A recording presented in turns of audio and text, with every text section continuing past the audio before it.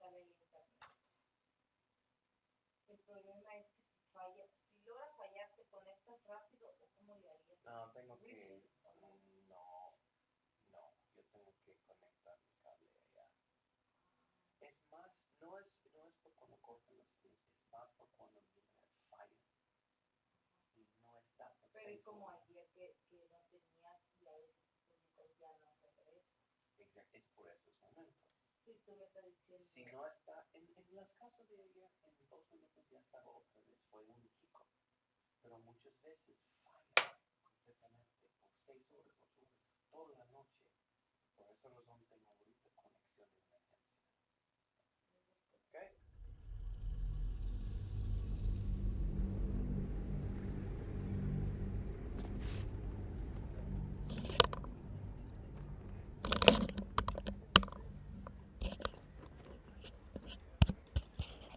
What's up, everybody? Chatting with Chris about. We got our new internet connection installed today. So our backwoods cable internet, which I'm still using, it works most of the time, but it fails occasionally. And sometimes when it fails, it goes down for like a day or two. It hasn't happened in a while, knock on wood, but it does happen. So there's a local company that started offering a very basic fiber optic, and he's trying to grow his company. And I'm like, you know what? I'll try your service out for 3 months. And so they came and installed a little fiber line today. It's just a 15 down, 15 up, which is nothing, but it's enough to stream on, and it's enough to do basic work and uploading on. So I haven't tried streaming on it yet. We just got it installed today. I literally had to gut the office this morning because he had to come in and install, so I had to move everything out and give him access to the wall to drill a hole. And then, so I did the stream this morning, and then I literally stopped the stream, gutted the room, and then he did his work, and then I had to come back in and reassemble everything and move all the cables around, and then I took a nap. Woke up from the nap, and we're back for our Saturday session.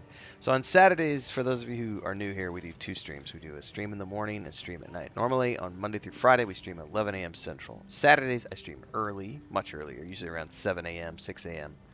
And then we do an afternoon session like right now. And then tomorrow, we'll be back to our normal schedule of around 10 or 11 o'clock in the morning. So if you're new here, welcome aboard. We're going to get back to it. I gotta figure out, we just got to the lower city and there's a ton of stuff to do here. Oops, I forgot I'm still connected to the Xbox. Gotta switch my controller over.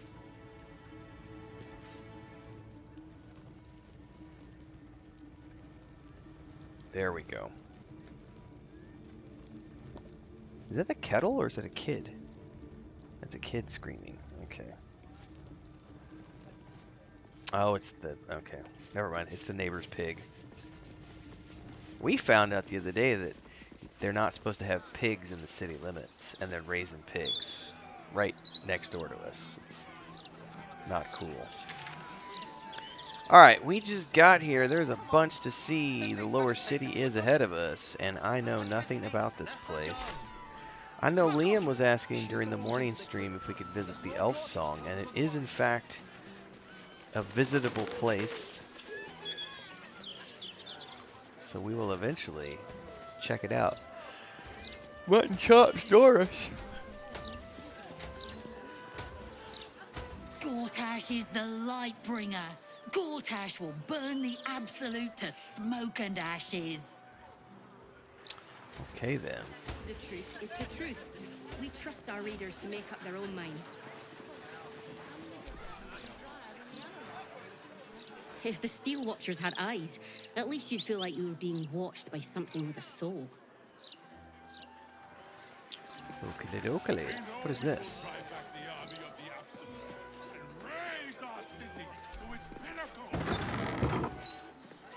It's a hostel. Nortale's shelter. Refugees welcome.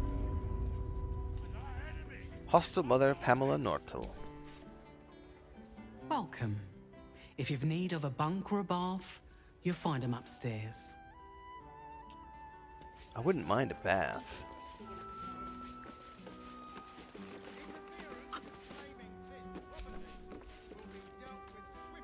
Good Good luck getting some kip up here. I'd stuff your ears if I were you. Well, I do sleep with earplugs in. She said bunk or a bath upstairs. I don't see any baths upstairs, everybody. All I see are bunks.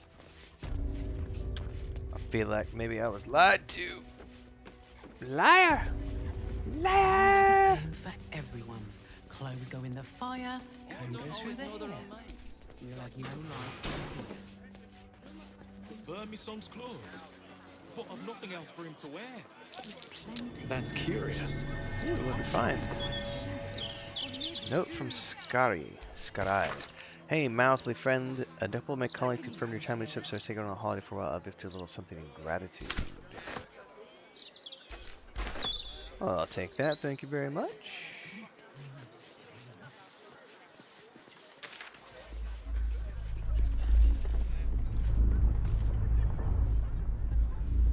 Yeah, what the hell? Let's run down here. Oh, look at that view, everybody.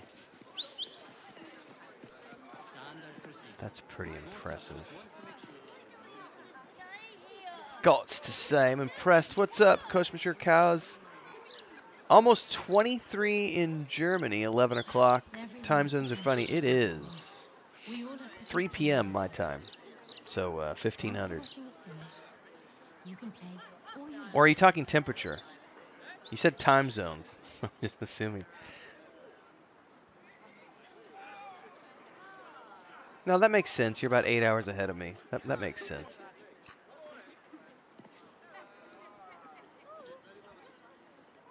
I was going to say temperature. 23 degrees sounds amazing. I think it's 32 here. Yeah, it's 32 degrees outside. It's going to be 32 to 34 all week, and rainy and humid.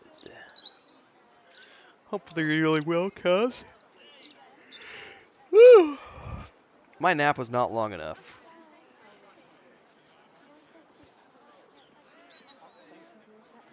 It's alright, I'll go to bed early tonight. What do I think of Lord Gortash's still watch? Well, I am so glad you asked, Edvard. No, a bit too familiar. Mr. Needle.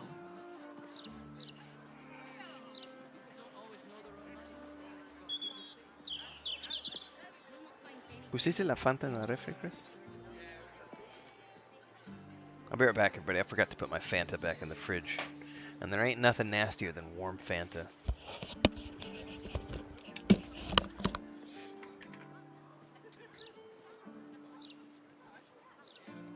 Everyone has to contribute, my darling. We all have to take care of each other. Once the washing is finished, you can play all you like.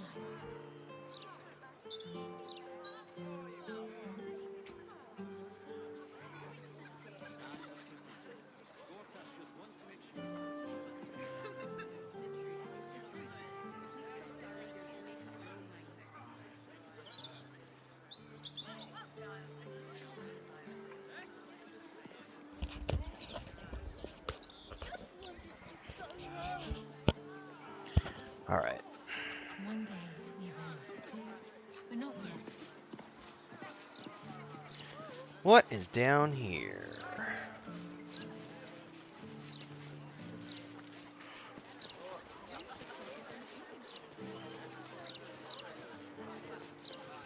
What is this? Old Joel's. This is Joel's house. No letters, no clerics, no herb sellers, no potion peddlers, and no steel watch. Okay. That's locked, of course. Oop, perception failed. If you ask me, I don't think Gortash even deserves to be called on. That's curious. That's enough of that. Lord Gortash What's is a curious? caretaker What did we of see? We don't need agitators like you ruining morale. What are you gonna do? Arrest us? I don't know what she just saw. Everyone has to contribute, my darling. We all have to take care of each other. In my opinion, we should have a still watch in every Baldurian home. Why? I'm glad you asked. It'd certainly help with the dishes. Okay, after the joke, Leave him some time, and then...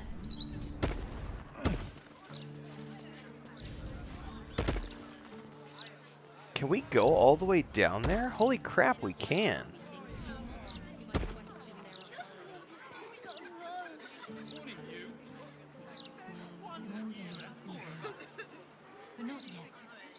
That's pretty awesome.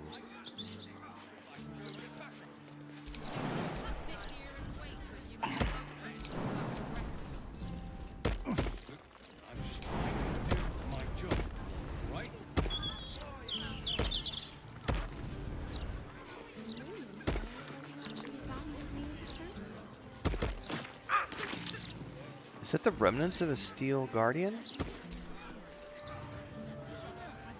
A broken steel watcher. A tag wired to it reads, "Unit defective. Return to the Steel Watch Foundry at the West Docks." West Docks. Well, we definitely want to go to the West Docks. Yeah, there we go. Quest update. Cool deal. We learned the Steel Watchers being assembled in the Steel Watch Foundry down by the lower city docks.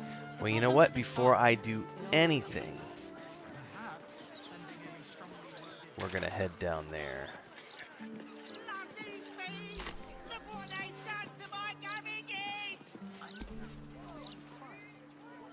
Do you know how hard it was to get those cabbages into the city? Nigh on impossible. I'm sorry to hear that, bro. There's a backpack over here. I'll take those.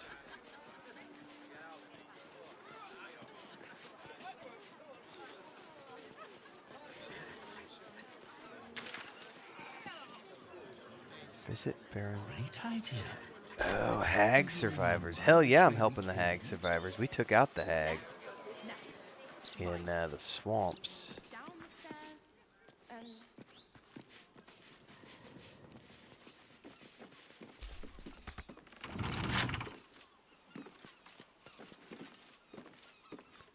How many lockpicks do we have? Breeds madness.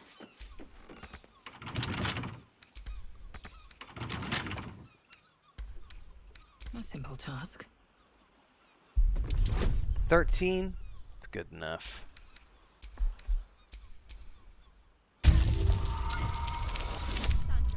Nat 20 biznitches.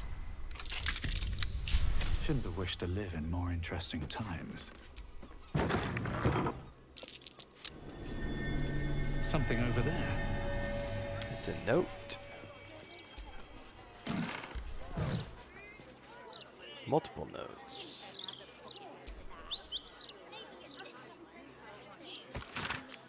I've had it. Snowstorms inside the house, blood weeping from the windows, and now Mr. Wimley's cat is vomiting up frogs. Poor man had a bloody heart attack from the shock. I know you lot are trying to fight back against hags or whatever, and that's great, but I can't risk the neighborhood just because you were stupid enough to piss off a hag. Keep your rent. I want you all out by tomorrow. Oh, so they're not here.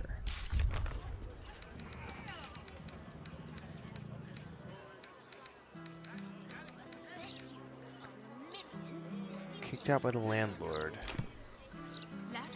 Left, right.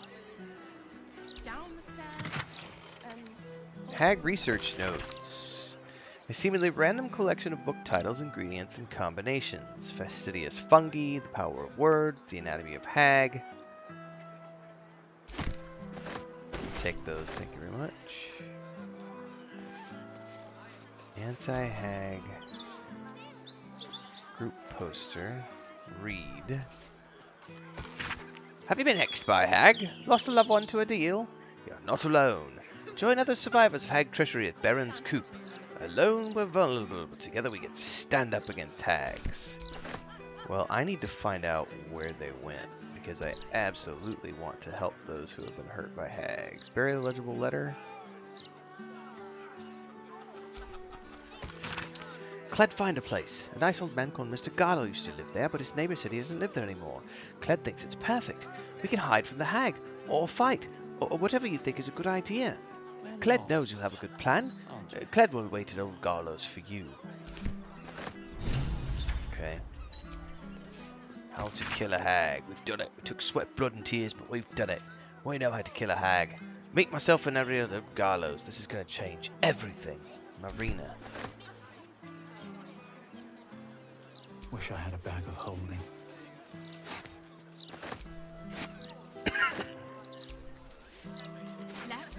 Left, right. Down the stairs. Was it up the stairs? Old Garlo's place. Okay, that's down there. Oh my god, this place is huge. Holy crap, the lower city's big. Alright, well. Lots of exploring to do.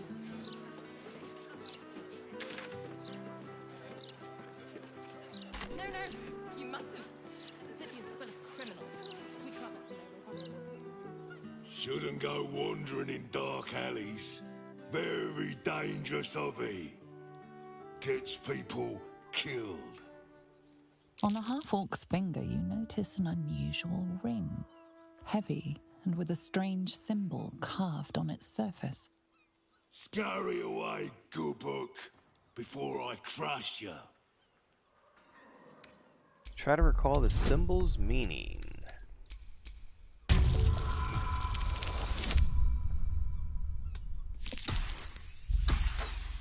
Not enough. Do I have inspiration? Yeah, I got enough. Let's do it.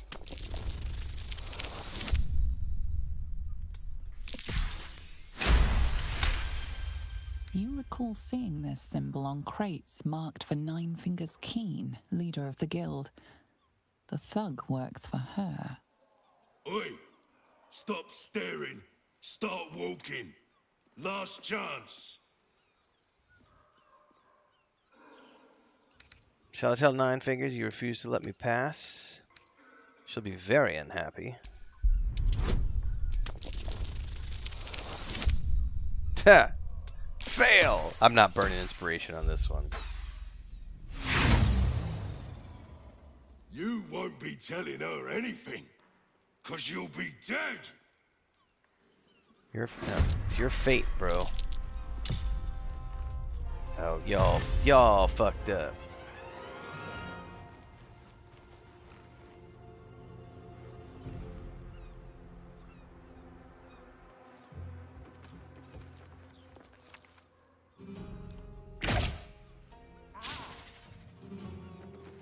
And then he's going back up again? That's funny.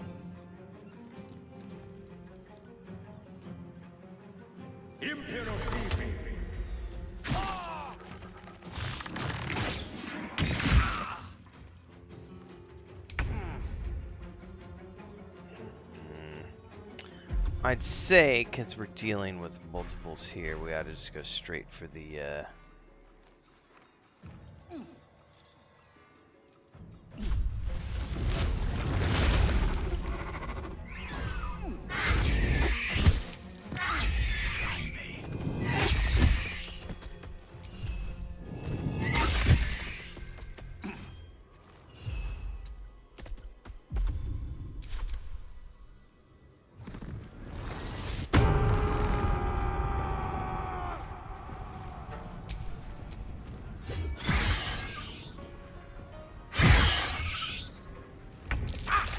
Alright, Gale, buddy old pal. Okay, you're right there.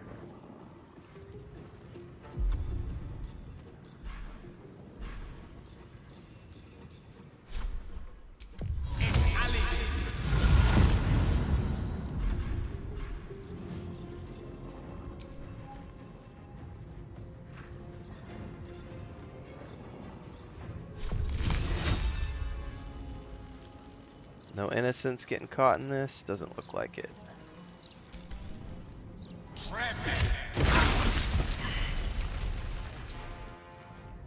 Let's finish this.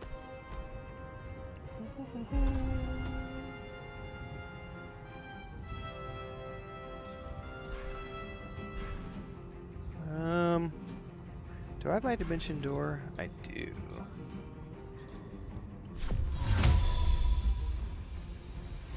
Where's Lazale?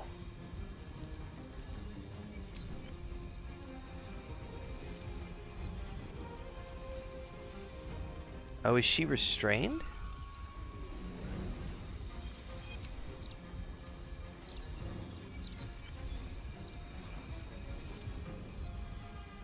Huh.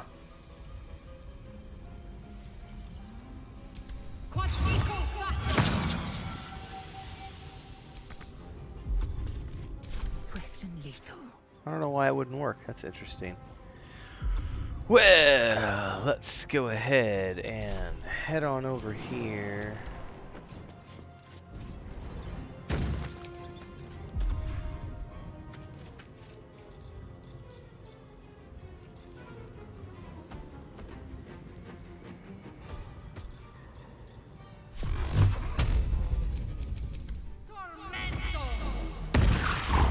Ooh, that didn't do a lot. Alright.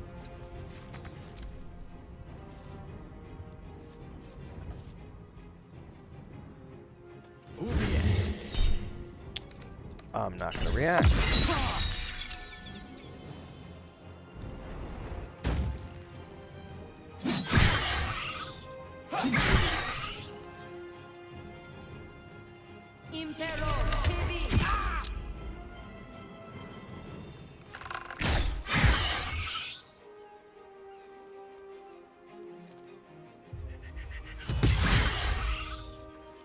He did 31 points of damage with that arrow. That was pretty intense.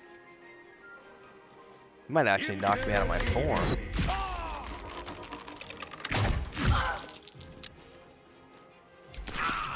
Alright, I'm gonna...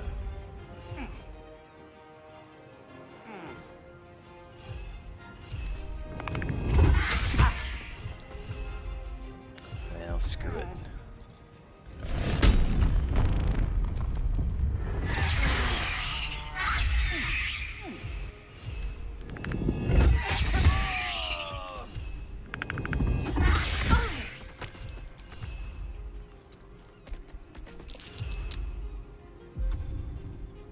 Allow me to demonstrate. Alright, Gale, we're gonna take care of this one right here.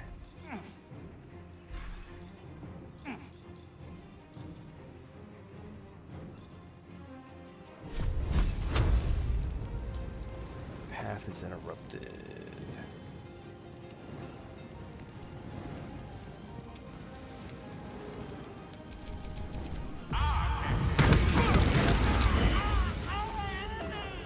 When in doubt, light him on fire! Let's drop a big old heal.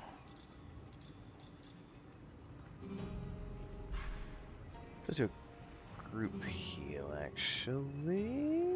Yes.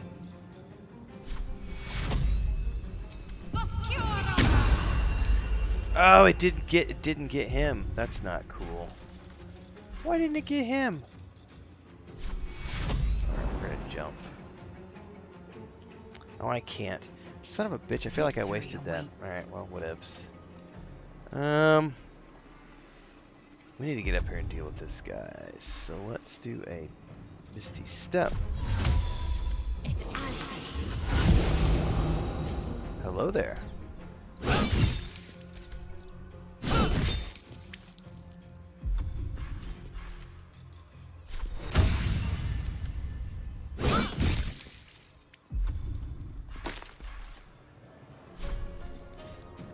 You bow, or you break.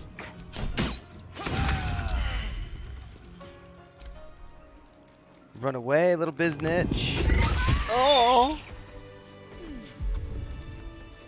Feels so good. Alright, that was a little intense, unexpected. Quick save.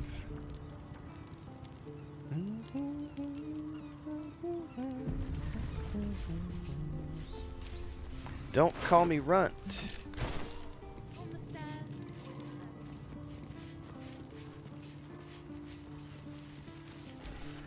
Tusk-Grunt. He's got a... Ooh. Guild Ring. Guild Hall. Hatch Key. No more social calls. 9 fingers once the entrance is locked down until the Stone Lord business is done. Someone read this to Tusk-Grunt.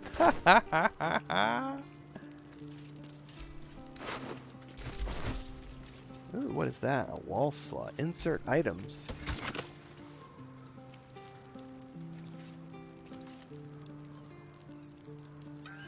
Do I put the key that I just found in there?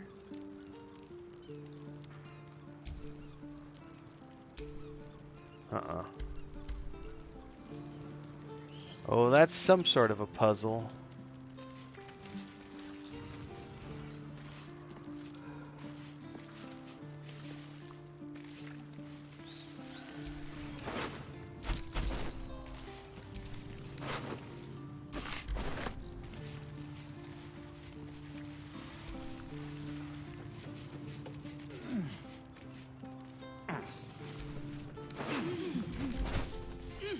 What's up here?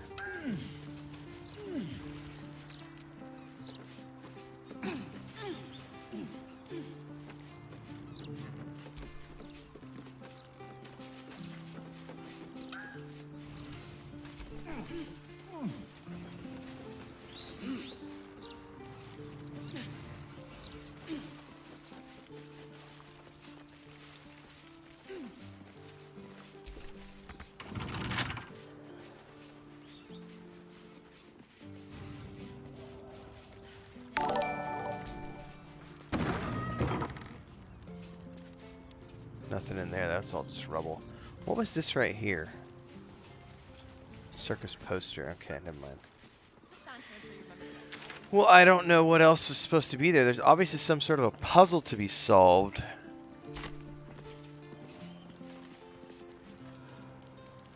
Broken Fish's Emporium. Spattered with rust, you can just make out the words Tina Turkey's Good Time Bazaar. Ready and willing.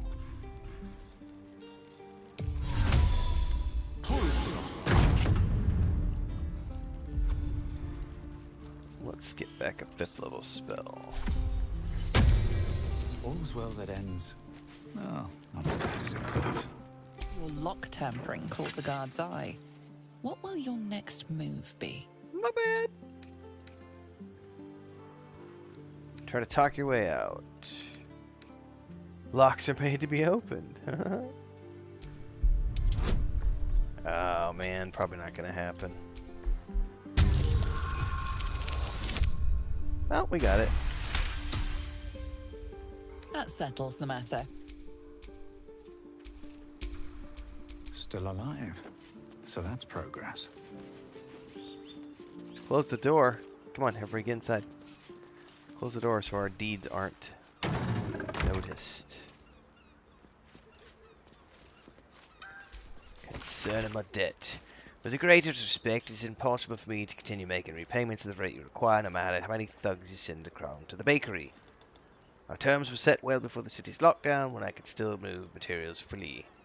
Settle matters at any representative agreed to take payment in the form of callous or knots. Look for the half-orc with the sticky fingers. Oh man, there's all sorts of stuff going on here. Guildmaster, it's been my honor to provide you with the finest steel. Over the past 10 years, you've always paid fairly. In respect, I come with a request, 10,000 gold to finance the next step in that craft. The steel watch is a travesty, but the engineer behind them cannot be denied. Clerk's letter. A report issued from the county house where the waiter appears to work as a lowly clerk. Head banker Glitterbeard is a brutal, conniving, and entirely envious of the Guildmaster's station.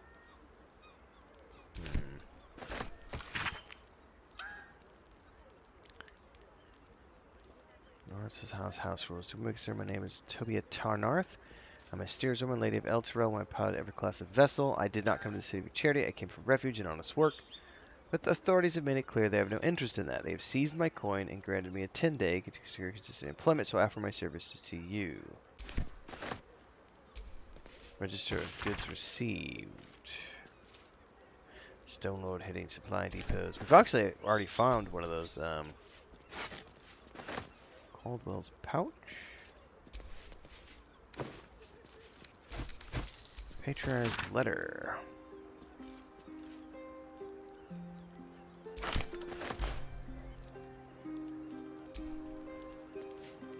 Alright. There's a hatch. Oberon's pouch. Are we going down the hatch? Well, we have a key for the hatch, I bet. Question is, are we gonna get eaten alive the moment we go down? Ooh, it didn't. Yep, use the guild hall hatch key. Oh my, there's all sorts of letters. I wonder what these have to do with. Campaign report. Indicate the status of the guild's war against the upstart hero of the Stone Lord. From the apothecary. I doubled my latest batch. Consider this my party token free of charge. I'm leaving your employ. Our Archduke. Okay. Letter from the Dockers Guild. 9 fingers from my esteemed organization. Years the Fist of the Steel Watch still insists on searching every shipment. I think it's as sad as an old wolf who doesn't know what time to leave the pack dense canoes. Who knows the Stonewatch got you running scared, and now you're hiding behind the Zentarum to keep from your door. My crew and I won't cower in the guild hall. If you can't beat the Stone Lord, I suppose we'll have to join him. A letter signed by one Fruba the Nail appears to address the recipient with a mix of deference and familiarity. Wrote peace with the Pashas last night. Headman appeared at my court, having closed his finger. Pleading letter. Guildmaster, hope you remember me. I knew you when you were still little Estelle. I helped your parents search for you in those dark days when you were missing. These new guild raids are strangling business. Don't forget where you came from, please.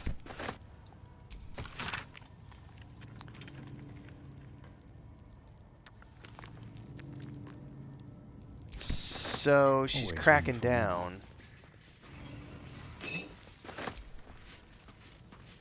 It's not good for the guild. Eyes and ears reports. Been watching over the Harper's house like you asked. Definitely a soft bunch.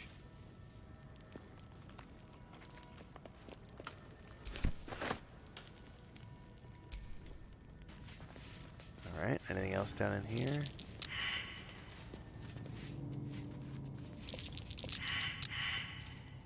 Everybody's failing their perception. That might be worth it. Ah, there's another hatch.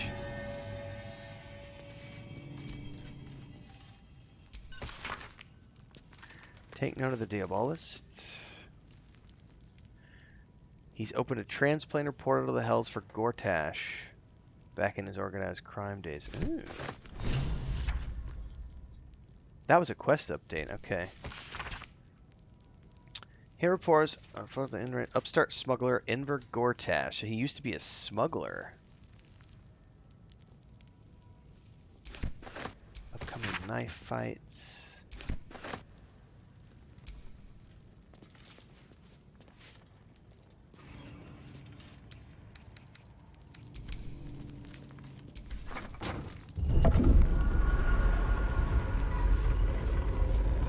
Hello there.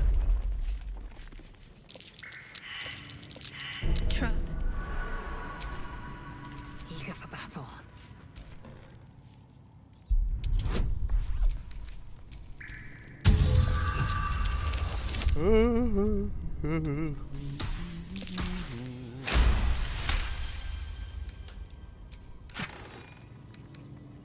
A guild ring.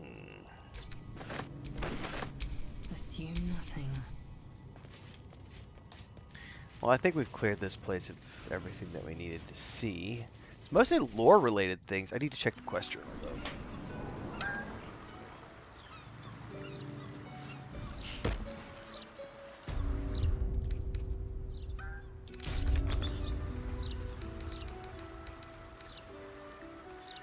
We have learned of a Diabolist named Helse who can completely open a portal to the Hells. We should look for this Diabolist in a shop called the Devil's Feet. That's something from freeing Orpheus.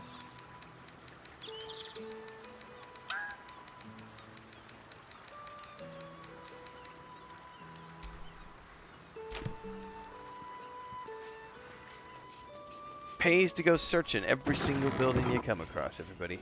I still don't know what I'm supposed to do here, though. Like, this is... I have no idea.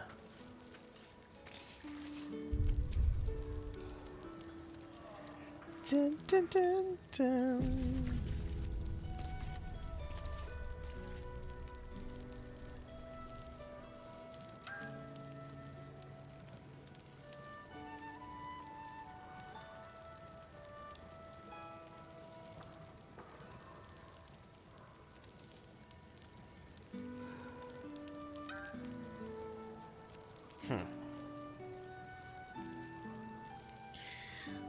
Someone is saying in one of my videos that they can't. No one when they invite a friend, it's literally right here. This is very interesting. If I go into, I can literally invite someone from this group to join my session. When they join, their names fill these slots at the top, and then you can assign them characters. And someone is telling me that on their end, every time they have a friend join, that friend has to create a new character from scratch, and that's just not the case. They can actually join and play the other characters. Reassign characters.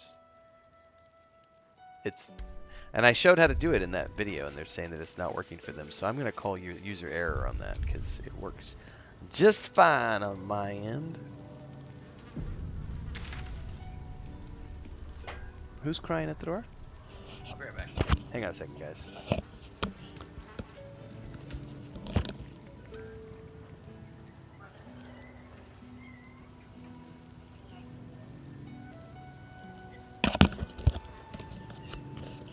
What's up, Pippin? Come here. What's the matter? You want to come say hi to everybody? You want to come here and say hi?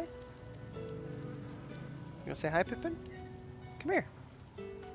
Meow. What's up? Come here. Come here. She does not like to be picked up. Well, yeah, I know you don't want to pick. You're crying to come in, and now you're like, okay, go on. Go with mommy in the bed. Yeah, that's what she's looking for, was a little bit of attention. She loves to snuggle, but she does not like to be picked up. She's like, no, on my terms. Surely you're not asking for food, honey. You just had tuna. What's the matter? Oh, you like the smell of that? You're like Leia. Look at that. They like the patchouli. No, it's fine. They like that smell. It's like catnip. No, she thought she was licking my hand, not the wrist. You gonna be okay, Mama? Yeah? Why don't you stay there with Chris? Where did I put my controller? Kujara says, I don't think I'm going to make a character from scratch at a certain point, only the pre-existing characters. Right, you can just, you can invite your friends to come in and they just take over the existing characters. So I'm not sure what that person was talking about.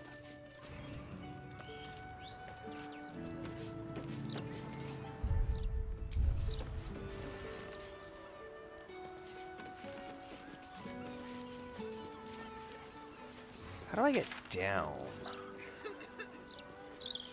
I know I can jump down from the roofs, but I want to try to find like a stairwell. There's some stairs right there. Oh, found a waypoint.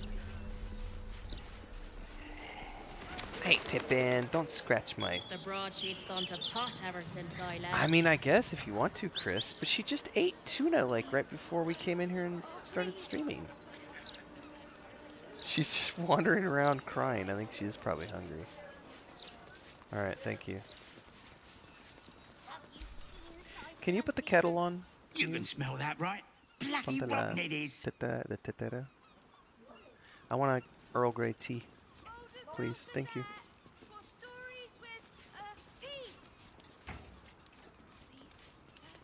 Oh, please. What am I supposed to do then? Miscreants creeping around?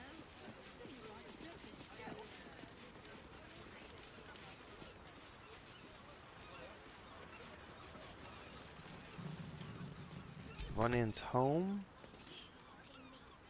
Better quick save before I try to open this. Just in case.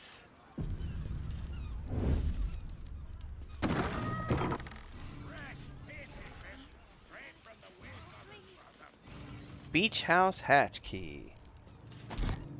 Take that, thank you very much. There's another key. Do I have to jump up top to get to it? Surely it's the same key, right?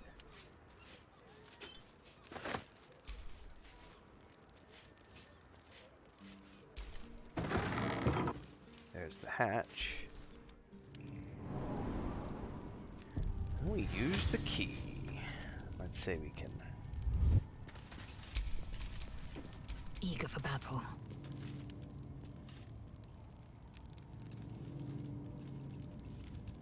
I I don't think there's anything of use down in here.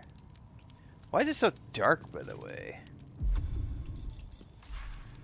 Because I don't have my main weapon. Haha, there we go. I was switched to my bow.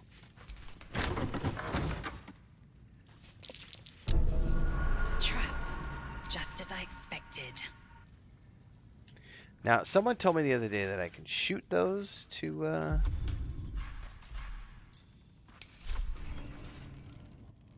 how do I find it? There it is.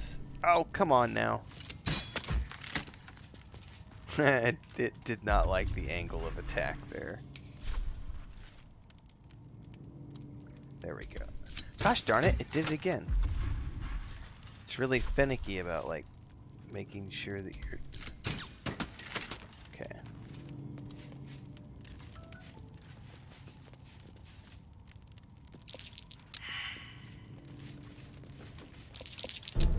Nasty surprise. Caution is warranted here.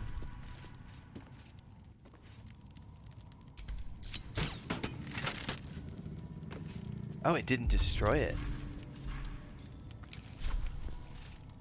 Oh, it did. It did.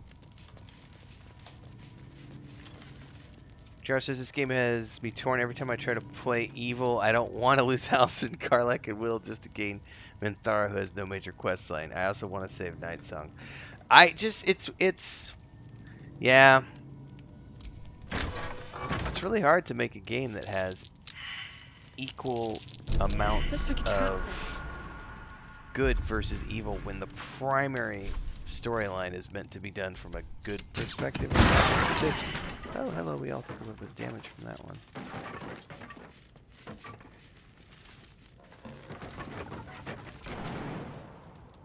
Why is there a lever up here?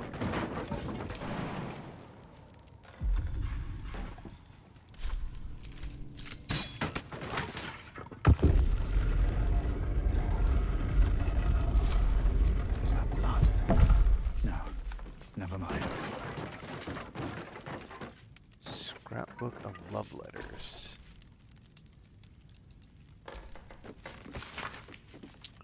Dozen envelopes glued to its inner pages. Perhaps these envelopes once contained letter, but now all are gone but 2.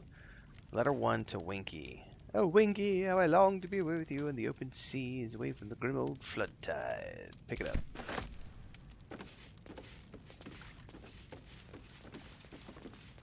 Smuggler's note.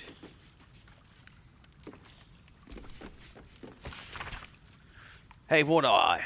I can get you and your wife servant Philly out of town without Captain Grizzly and flood tide knowing. Meet me at that abandoned beach house, you know, back when the moon rises on the night of the 14th mob of death. Bring that for Jim Dagger, I like. Sneggers. Scroll beneath that in a different hand, 1486.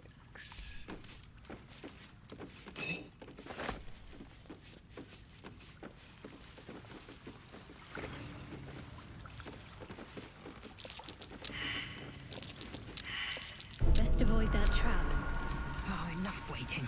I crave blood.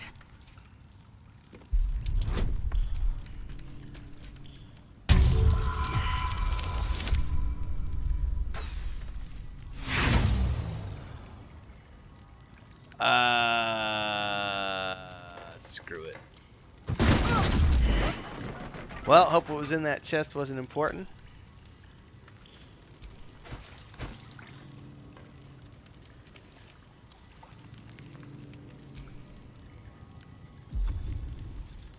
Nuggets will be done. Alright, I don't think there's anything else in here.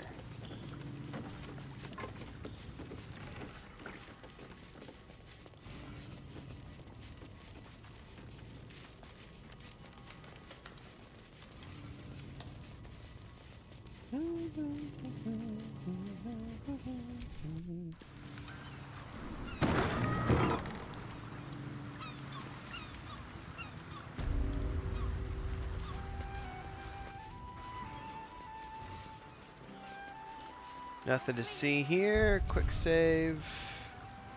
Question is, how do I get to the docks? I'm gonna have to keep exploring because it's over there.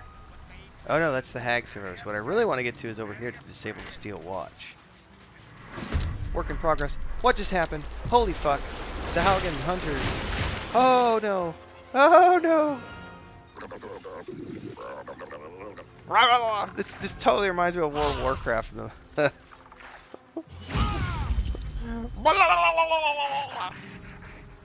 Murlocs, attack!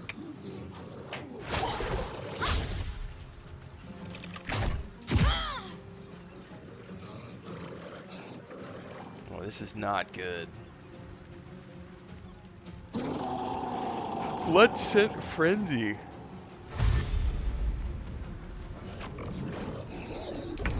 At least they appear to be ignoring. Folk, these are not. They appear to be ignoring the normal folk. So, if I'm lucky.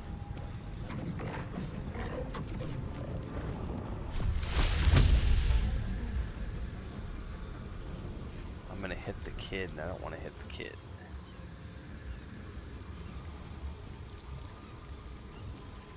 Can I get... I'm just gonna have to be satisfied with these ones. I just hope the kids don't run. Cloud kill is so awesome. Talk to me. Alright, you, my dear. Let's get over here and deal with this one.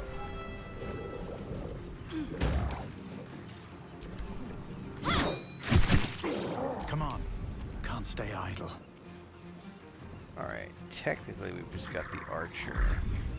I'm not going to waste a wild shape charge. Think you can take me on?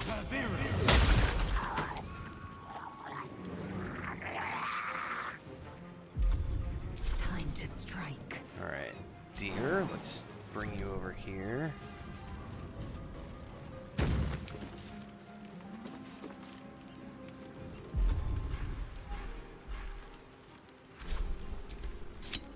Oh crap, I forgot I was still on the,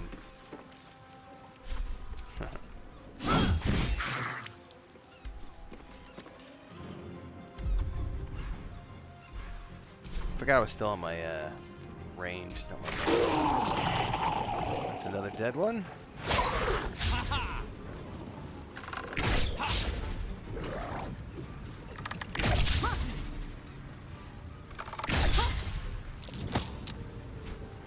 I shoved her in the water. Oh, he's trying to run. Oh, Cloud Kill's getting them all. That's awesome. Ooh. Well. Sorry, kid. Shit. I didn't mean to kill the kid. I got a little too hasty with my spell. I'm ready. No. Sorry, little Timmy.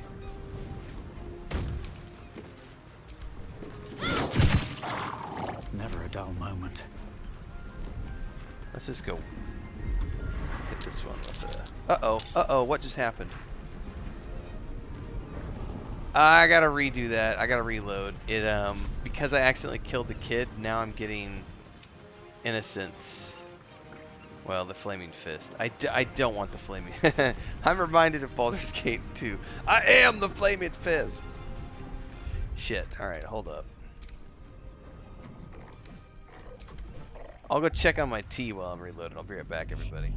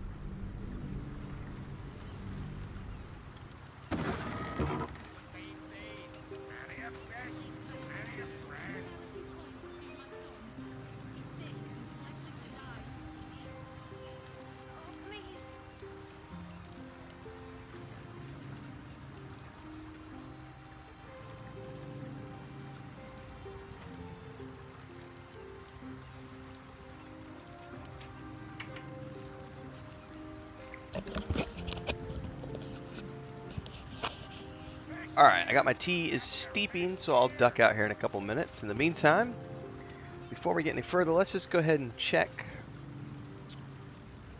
a couple of things here before we keep going.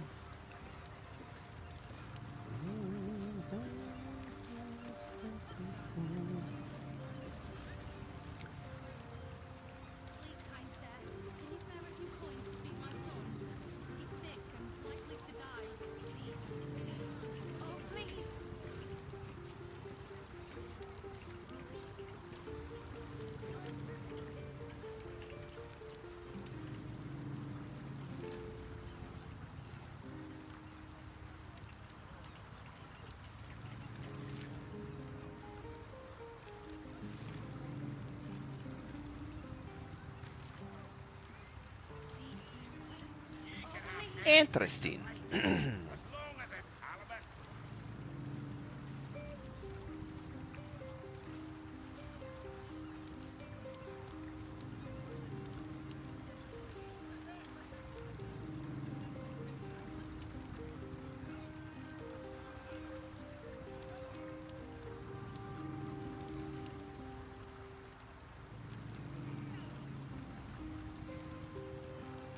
You totally tell I took a nap on my beard because it's all pushed in that direction.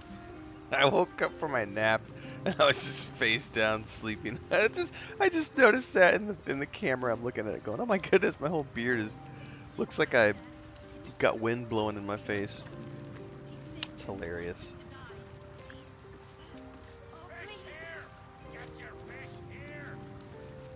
Got your fish here.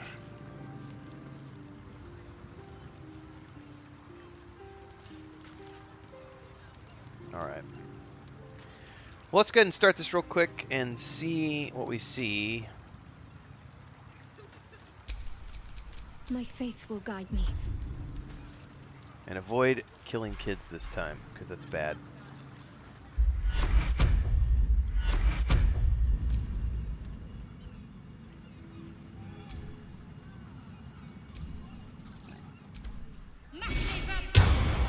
Let's move.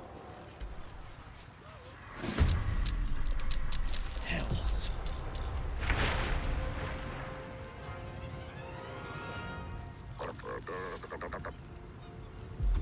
Oh, I get to go first this time. Let's go for a 5th level whammy.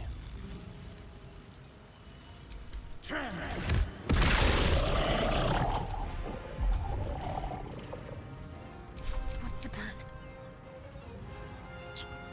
What is the plan? Let's nail him with a...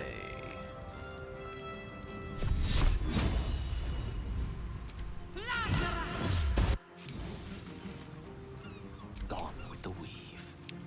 Alright, get him. Can I get him with a fireball?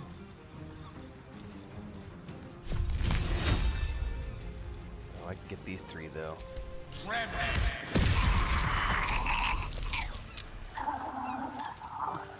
Thank you for cutting those creatures down, truly. Gods know what would have happened if you weren't here.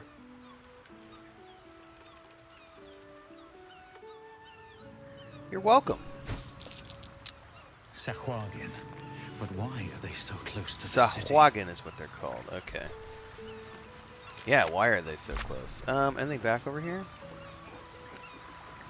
Ooh, there's another hatch over there, it says. But up top. Or is that a hatch I already explored? Oh, shit. Yeah, my tea. I'll be right back, everybody. Chris just reminded me.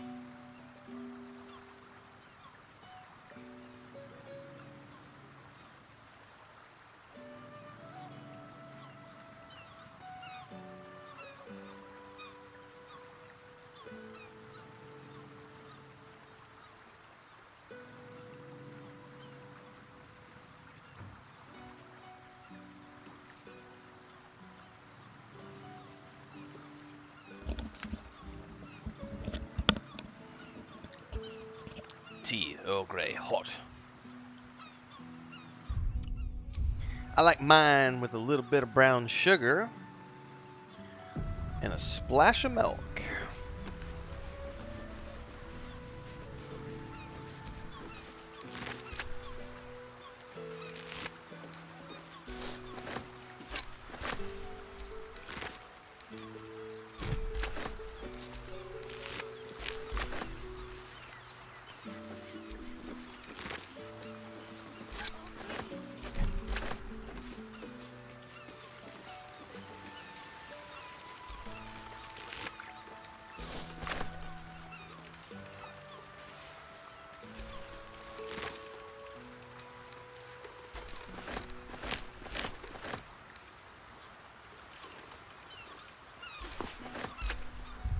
What's in the smelly bag, bro?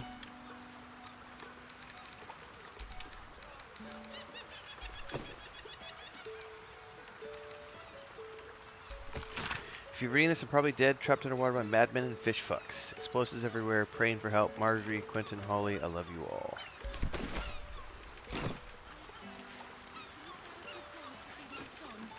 He's sick and likely to die.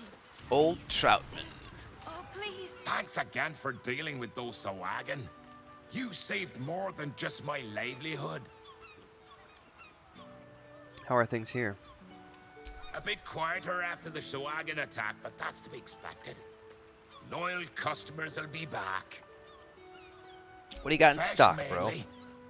The Flaming Fest commandeer the best stuff, but I can show you what I've got. Thank you, sir. Actually, you've only got 375 gold. Okay, what I want to do is look at miscellaneous. Why don't you have this bag, sir?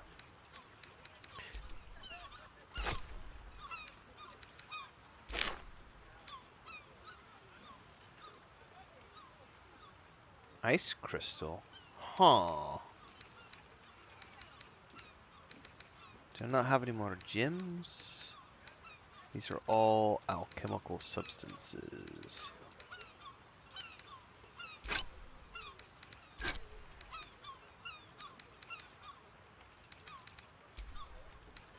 Books and keys?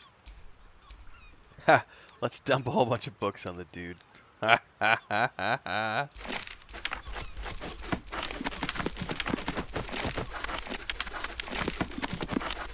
Look at all these books I looted!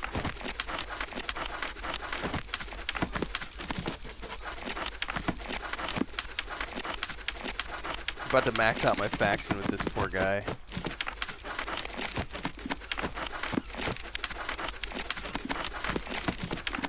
He's no longer going to be a fish merchant, everybody. He's going to be a book merchant. I'm about to change his life.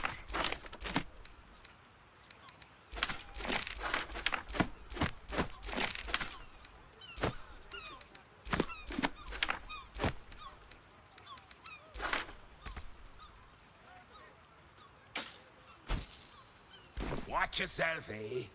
God's willing, there won't be any more of those things. Well, enjoy your new life as a book merchant, sir.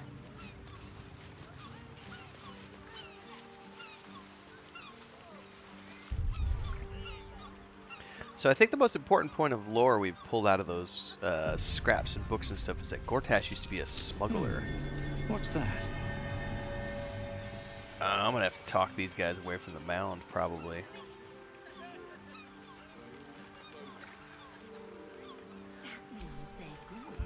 Let's quick save.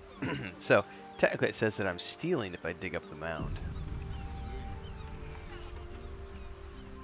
Let's see what happens.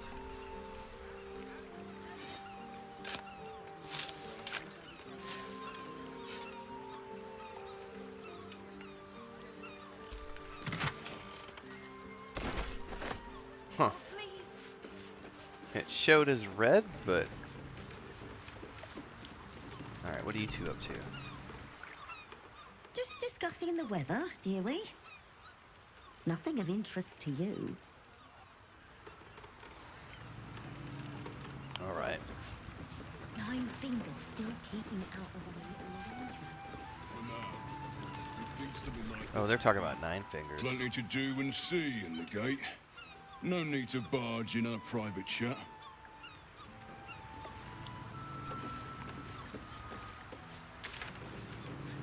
God, this place is massive.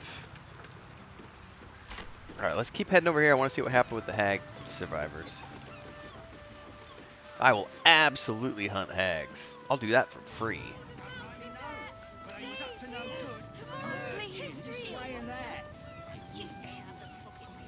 Walking funny isn't a crime.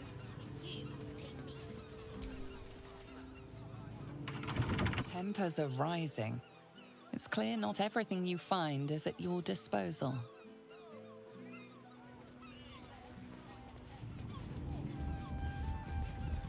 A druid? Behold, this tree is plagued by pestilence yet refuses to die. The goddess Shontia wishes me to save it. I can feel it. Okay. Shontia, bless these. There's magic here, but it's of a rancid, impure form. Nothing like a true weave at all. Are the gods truly this petty? Oh, something funky's over here. Let's first and foremost get over to Gale.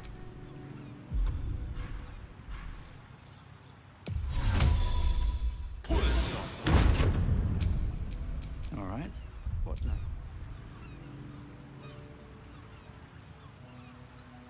I wonder if this is a hag den or something. Get inside, everybody. Oh, that doesn't sound good at all. Arrest the smell? Some help you are. Where's the very strange hiding? Strange indeed. Hello there.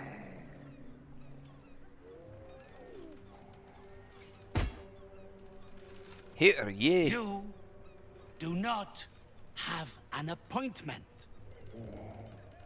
What possible reason could you have to enter the presence of Mystic Carrion?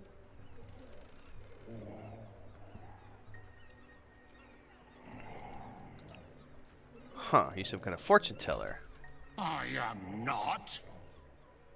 I am a spirit medium. One capable of bridging the void between the living and the unliving. This plane and the next. You do not possess the aptitude to attempt such a journey. Thanks for the tea, Chris. Nor are you the caliber of client I would usually offer to escort. What kind of clients do you accept? Only a very select few, taken from the highest reaches of society.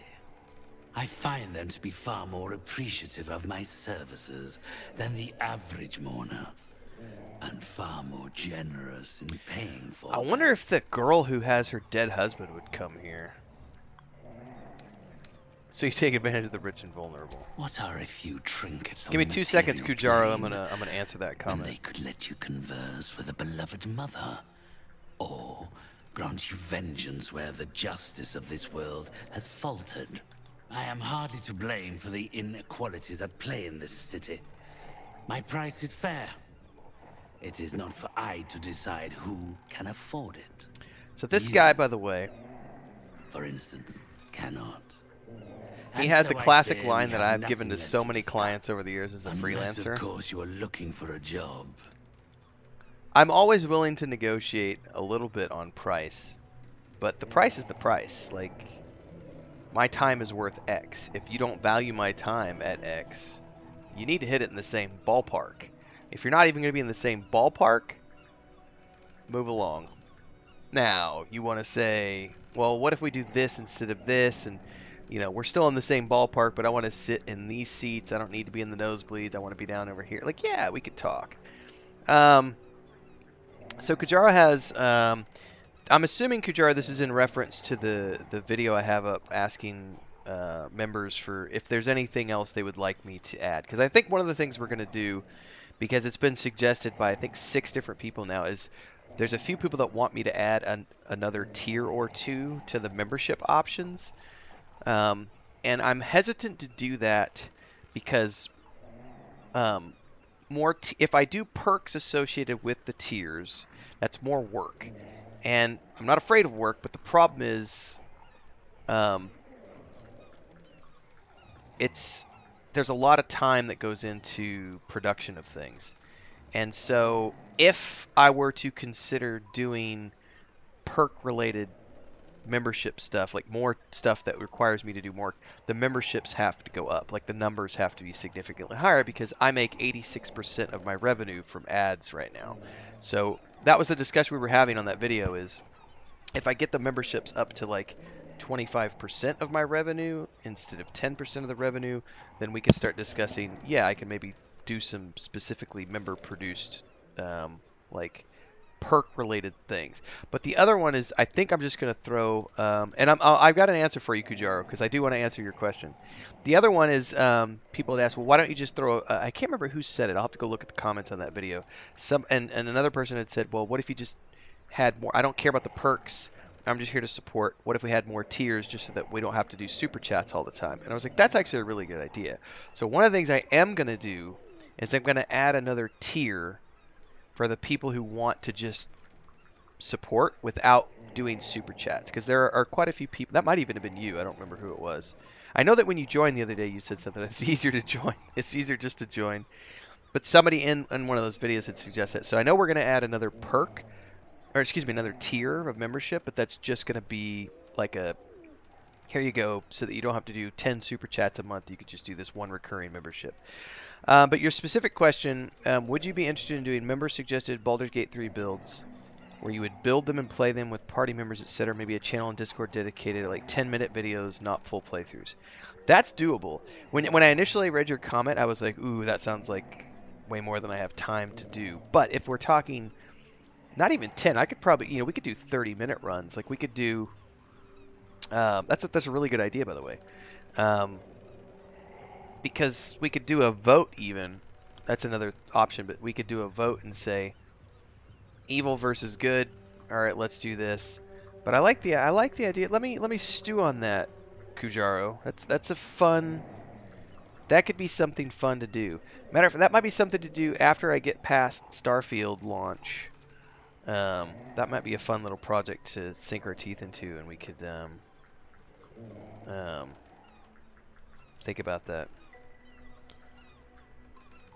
Because it might be fun to do, like, here's the Nautiloid with this combo,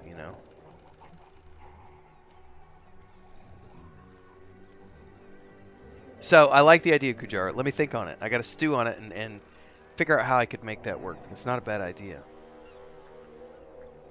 But I do know probably Monday or Tuesday I'm going to add the new tier. The thing with YouTube is that when you add a new tier of membership, you can't edit it afterwards. Once you have people who are subscribed to that tier, it's locked in unless you just completely cancel it. So I have to. Yeah, that's why whatever tier I add, that next tier is just going to be no perks, just a support tier. And then we've got the other ones, which eventually I'm going to have to do away with the shoutouts because that's getting too big and it's taking up a huge chunk of time in a lot of the videos.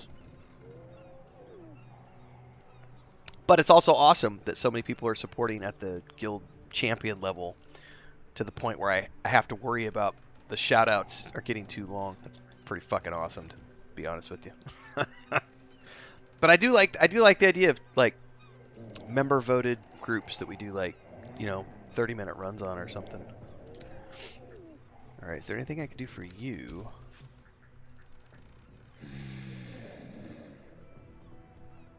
Yes. My spirits stir. They think you might be capable. Very well. You may help me with a small matter. I have an assistant, Thrumbo. A conduit I used to maintain my connections with the ethereal plane. Unfortunately, he has deserted his duties.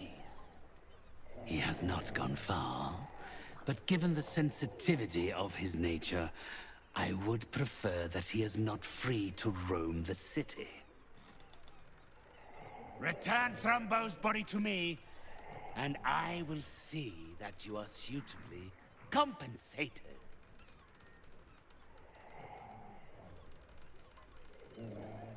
Why did he run? It's quite simple. He resented having to work for a living. The undead can be rather lazy in that regard. He was always a simple, contented creature, a beggar to the bone. Perhaps he has forgotten how ungenerous the world can be, or simply prefers to live in the gutter. If he does not value the gift I gave in reanimating The only that terrifying wretched thing, flesh Kujara, of about his, members, then as I long will as take people are it not. back. It is my property, not. Here's the thing, because the one thing about, like, I know the first joke that came to mind when Starfield, as an example, said that they were allowing people to build ships. You know, the first thing somebody's gonna do is they're gonna build a penis ship. Somebody's gonna build a big giant cock. But I think that what you're talking about is fairly innocuous, because there's nothing that I don't think there's any way that we could get in trouble for stuff like that. Well, I know something. One of the things that I know I've had requests for is multi-class builds, and I don't multi-class, so I've just flat out told people, like, I love the fact that you want me to cover it. Maybe I will at some point in the future, but right now I'm just focused on, I've got the Druid guides, I've done the preliminary Sorcerer guide, Ranger guide, and Rogue guide, because those are the 3 classes that I will play, and then the Bard, so that's 4 classes. Those are the 4 classes I will play on top of the Druid, or are already playing. I'm either already playing those characters or will be playing, so I've got preliminary build guides for all of those. And then, like with the Druid, I've gone beyond the build guide, and I've done additional guides for the wild shape. And once I get to level 12, I'll do a complete ultimate beginner's guide to the Druid once I get through the playthrough. And then I'm going to turn around and do the Sorcerer, and then we'll end up having more Sorcerer guides that come out around that one, and then we'll end up doing more Bard builds, more Bard guides as the Bard gets deeper in with multiplayer. But yeah. Also, somebody wanted me to cover like all the hireling stuff, and I'm not interested in hirelings, so I haven't done a guide on hirelings because that just doesn't appeal to me. So it's not something that I've gone out of my way to create because it just has. I'll tell you one thing that I'm getting known for, which is amusing to me, but also it was part of the strategy when we went into this, but I wasn't sure how it was going to take off. So I play with the controller. I played early access on mouse and keyboard, and then I moved to controller. So a lot of my a lot of my guides are mouse and keyboard plus controller, or I've done some controller specific guides. And because we have so many people that are coming around for the PlayStation, those guides are doing well. And then as the Xbox version becomes available, I am absolutely going to be purchasing it on the Xbox. Would love it if they just give me a free copy for the Xbox, but even if they don't, I'll buy it again just to have it on the Xbox as well. And then I'll play through it again on the Xbox, because I'm playing on medium settings because I have an old ass laptop that I can run it on ultra, but it sometimes hiccups during cutscenes. So to have a smooth streaming experience, I play it on the medium settings. So when it comes out for the Series X, I'm absolutely going to be doing a playthrough over there as well.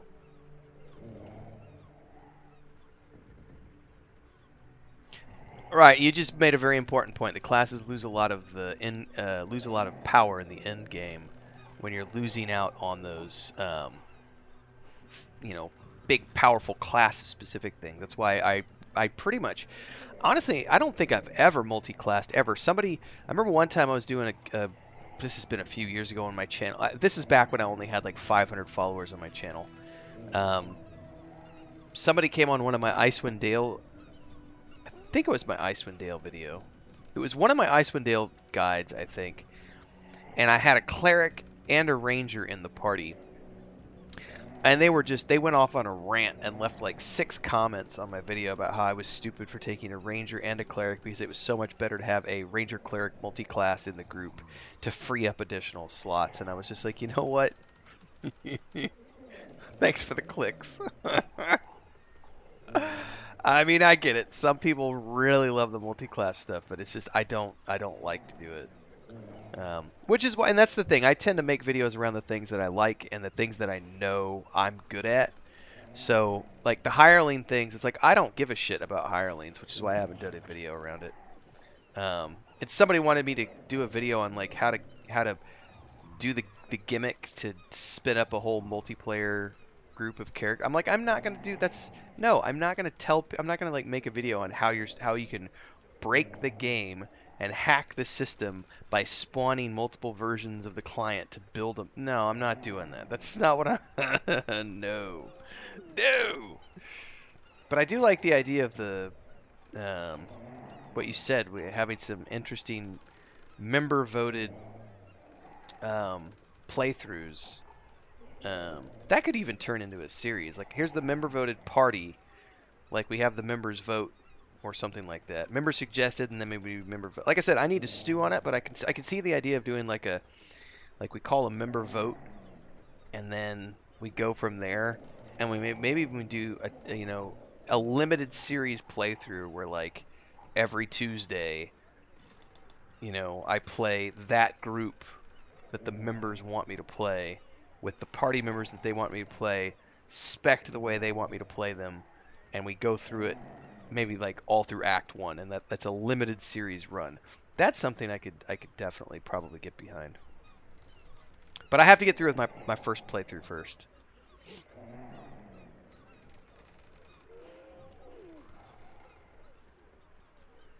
A name's not much to go Had on. I thought you were the type to shout his name from the rooftops, I would never have offered you the job.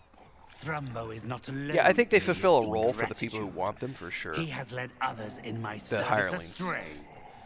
3 of them, beggars and zombies alike. The others lack even Thrombo's modicum of intelligence. It should be no great task to ring his location from one. Oh, by the way, everybody, side note. So Chris and I got the second internet line installed today. And in the process of being celebratory over that and everything else, she was tired because she had to go to she went and did a meeting this morning at like 7 o'clock in the morning. We went up since 3 o'clock. We had to tear the office down, put the office back together, took a shower. I was in the shower, and Dora's been underneath that. We have her underneath this laundry basket for like a little over 2 weeks now. She's recovering from surgery.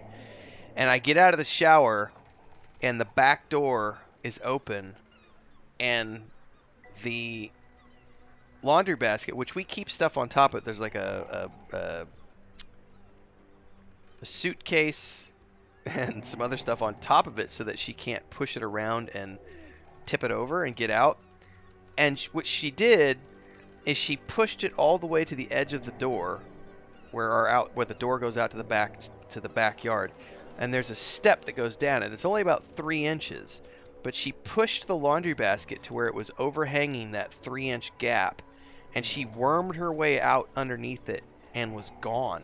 So I get out of the shower, and the laundry basket's there, and like the one of the bags that we used to have on top of the laundry basket was like on the floor, and it was like pushed over in the corner. So she had somehow, while I was taking a shower, pushed it all the way through the kitchen to the back door and was gone. And so Chris had to like very quickly throw shoes on and everything else, and had to run outside, go down the street, around the corner, and because we can't get into the forest behind her house. And sure enough, she was in the woods behind her property, which is where she normally has hung out the whole time she's been alive, I guess. And she was back there and tried to run from Chris, but she's got but she's got a big old bandage around her legs, so she can't move very fast. But that little shit tried to escape today. I don't blame her. She's been stuck under that laundry basket for like 2 weeks. But we do let her out a few times a day to walk around the house and eat and drink and go to the bathroom. It's been 2 weeks. Yeah, it's been like 15. Yes, Thursday was 14 days. So today is what, 16, 17 days? and she's got to do at least another 2 weeks of lockdown before she's going to be allowed to go anywhere, because the wound is I would say the wound is about 75% closed from the surgery, but we still got to keep her bandaged every day, and then take her back to the vet on next Thursday for a checkup.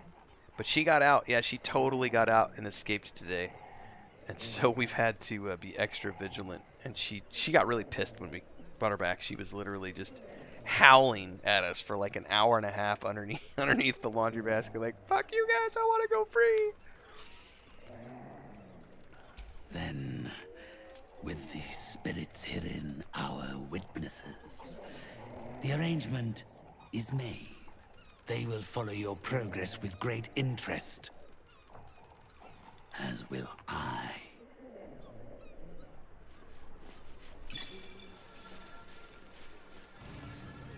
You have done well.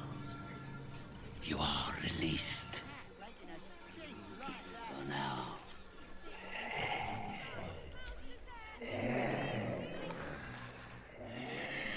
Yeah, kitty drama to say the least. Not food.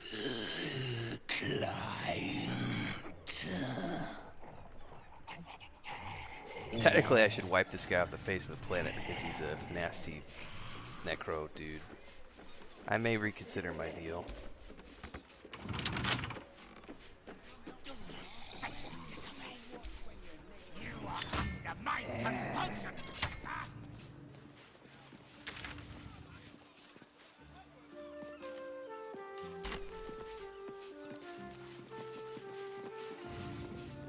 Awaken, little one. Pressure steady. Are we at temperature yet? An entire edition dedicated to one lord and his method.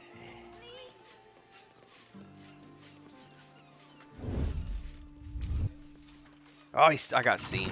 Tempers are rising. I'm gonna have to. Tempers are rising. It's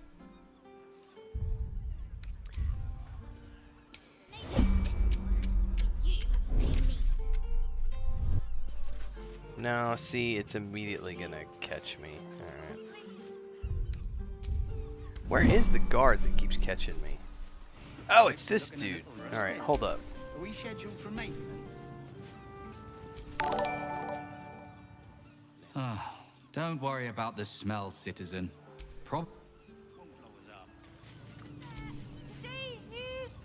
I'll make a report to the city maintenance. Go, go, go, go, go, go, go, go, go, go, go, go, go. best keep your hands to yourself. I'm not gonna be able to distract him. Alright. Well, at least not with this. I made a deal with the devil. Well, that guy I might do something with. Not to mention the parchment quality of the Gazette. Oh, is he following me now? Awful. That dude's not happy with me.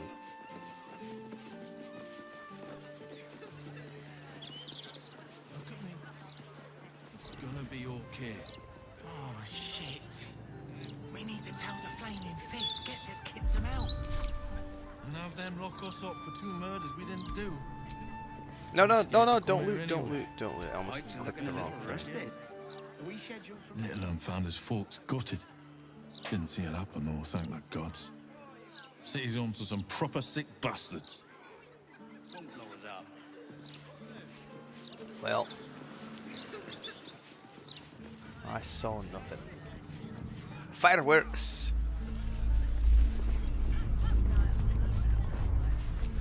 Fireworks. A particularly gnomish field of art, no? Indeed. More than simple craft. It's a way of life for some of them. Pressure steady. Are we at temperature yet? Faces, hands, and eyebrows. How do we protect them? Watch for wind direction. Put on your gloves. And a light at arm's length. Arm's length, Very kids. good. And what does Uncle Falogir always say? Once it's lit, you commit. Excellent. Now remember, Falogir's Fireworks accepts no liability for singed nails. Oh, twisted Raphael? limbs, Hell spotted no, I torsos, did or not. blown off heads. What I did with Now, Raphael you was there. What can I do for you? Raphael was, the way I I'm left feeling that all too conversation familiar was, squirm in screw the you, recesses I'm not of helping your you with mind. anything. He has a tadpole. Aha! A fellow friend of Gortash. Hang on, I'm watching this dialogue real quick. Praise the Absolute. I have a special sample available just for you, if you wish. No, I told Raphael to go screw himself. However, I also told Voss to go screw himself. But I do know, you know, Lae'zel has this, you know, she's hell-bent on rescuing Orpheus, so she wants to break into Raphael's and steal the hammer. Which, I don't know if we're going to do that or not. We'll find out. But I did not take the deal. Are you... Okay. Is it really fireworks you sell to Gortash, or... Oh, we trade in all sorts. Anything that can be lit, flamed, or fired up. Smoke powder is a beautiful mistress. She will not be limited to one form, and she is quite malleable in the right hand. I was thinking, when you said devil, I was just What thinking are of the you really lich asking, dude we were just talking to. friend of Gortash? I'll take that free sample. This one will be very useful against any and all enemies of Gortash. Be sure to be clear of its explosion area. Please enjoy responsibly, and nowhere near this establishment. Is there anything else I can do for you? Oh, well, What do you why have didn't for say sale? so? See for yourself.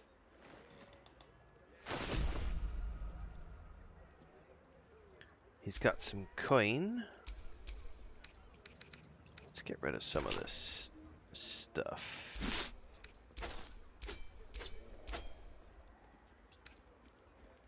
Yes.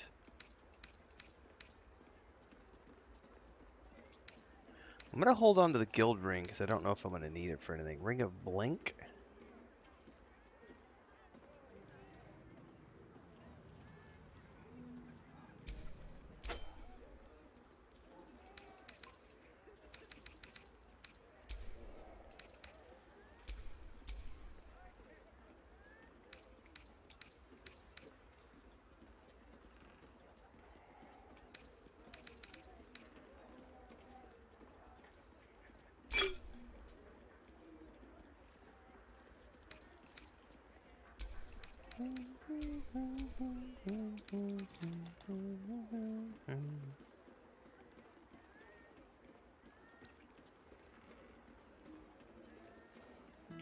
Yeah, I can't go along. I can't make a deal with the devil.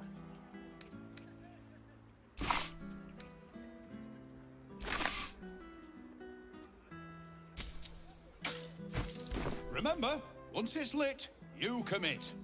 And if it's not a firework, do whatever you like. I've set a firework, do whatever you like. Not critical, just a bastard if it breaks. Won't blow us up. He's a bit of a genius, isn't he?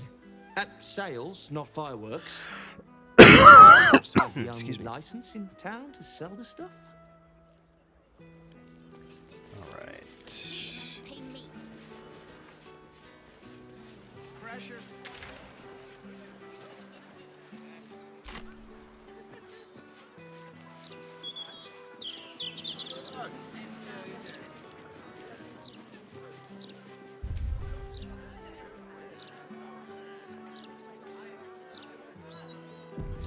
The broadsheet's gone to pot ever since I left.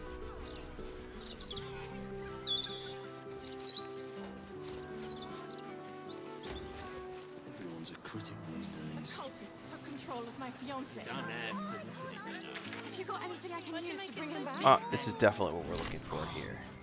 That would be the mind restoring charm. Talk to the Hag survivors. Ooh, what is this? Anti-Hag support group poster? Cool.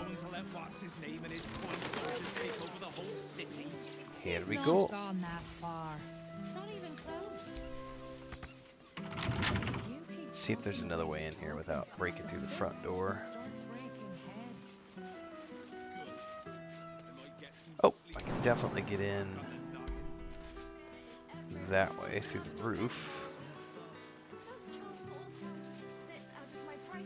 Is that a hanging planter? Hey, Chris, check this out. Come here, look at this. Can we get wooden barrels anywhere here? isn't that a cool planter though? The way they've got it hanging, for especially if we do that with the backyard that we're talking about, like covering the whole backyard. That's a really cool idea. Wow, guys. What? ¿Qué son tarim? ¿Cómo? Not when the whole city's in danger. There'll always be Pallets, pallets. Anything to keep Yeah. Pero ¿cómo se llama en español? Tarimas. Latest Baldur's Mouth edition. Oh, dynamite. Sí, verticales. Yo vi muchas veces. Should have his own column. No, Never mind yo no vi Justin esos barriles porque normalmente usan los barriles para whisky.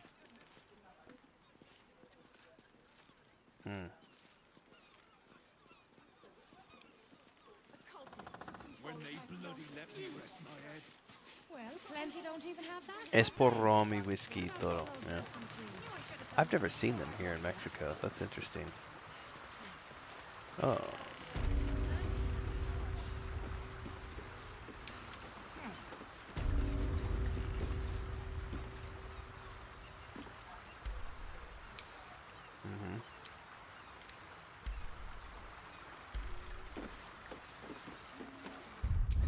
I'm gonna quick save here because I want to try something, everybody, before I know I can open up the front door, but I'm just genuinely curious.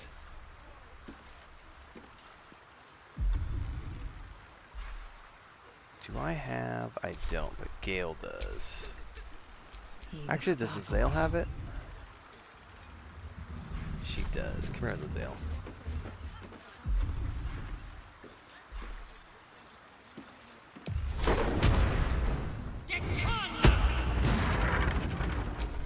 No time to rest. Hello there.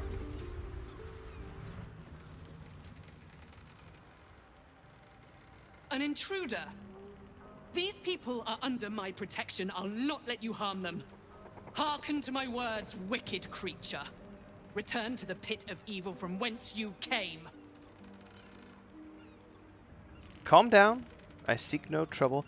You want to grow bamboo in your backyard? It grows really fast. You can use it for building. I've heard horror stories about bamboo too. It wouldn't be a bad thing to do. I wonder if we could grow bamboo here. I don't know. I don't know if it deals well in the humid areas or not.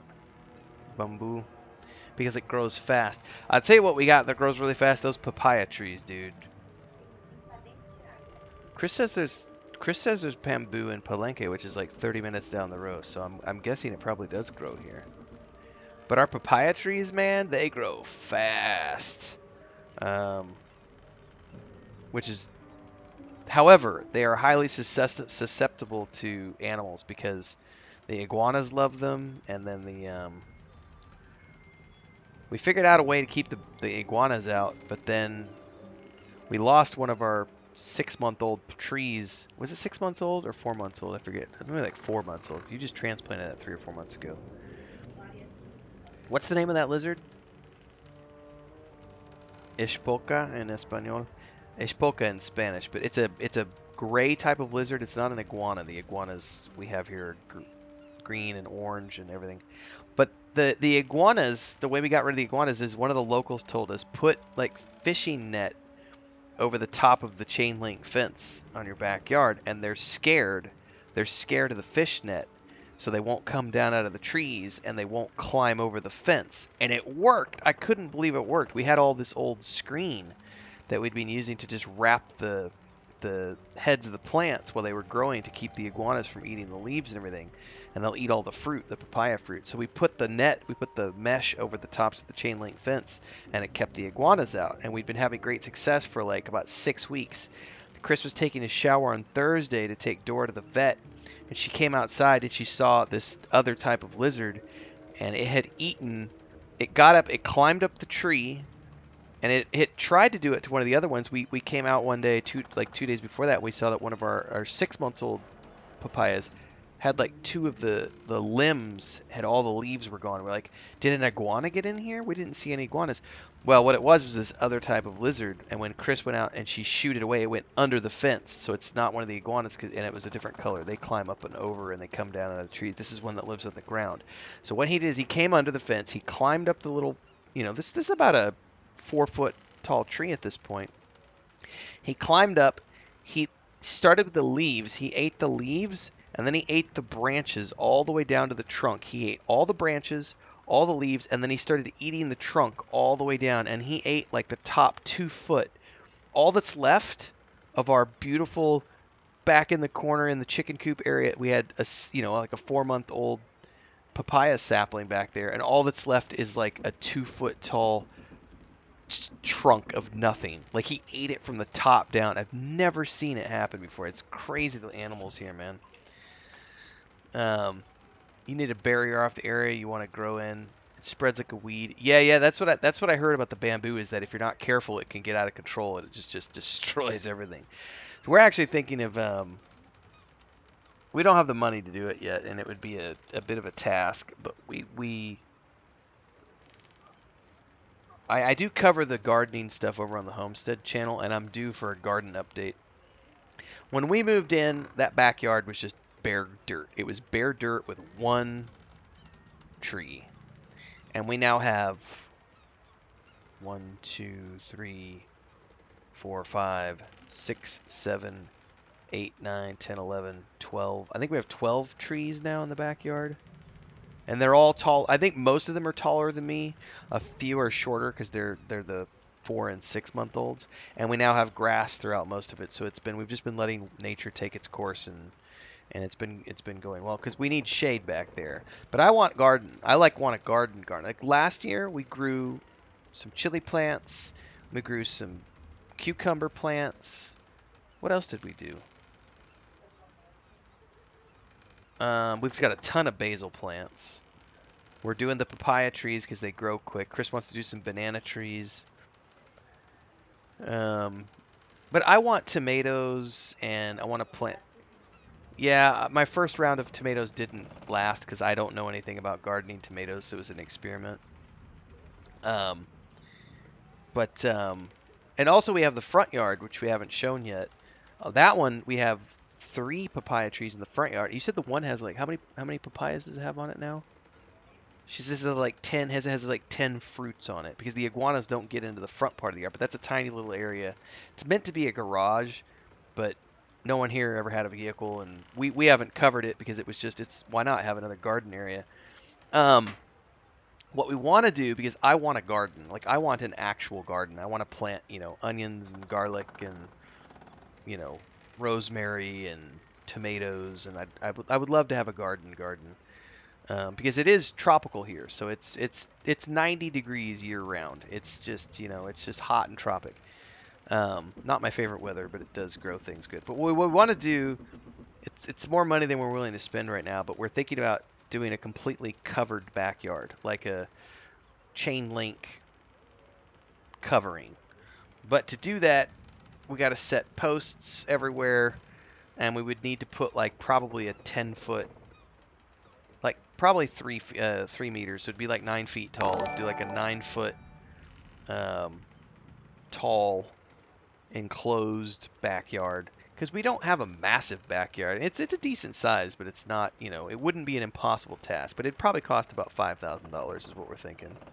But we'd like to maybe put like chain link or some sort of wire mesh enclosure around the entire backyard, which does 2 things. 1, it allows us to grow a garden, and 2, it would allow us to give our cats a pretty big area to go play without getting into the woods and crossing the street and getting hurt.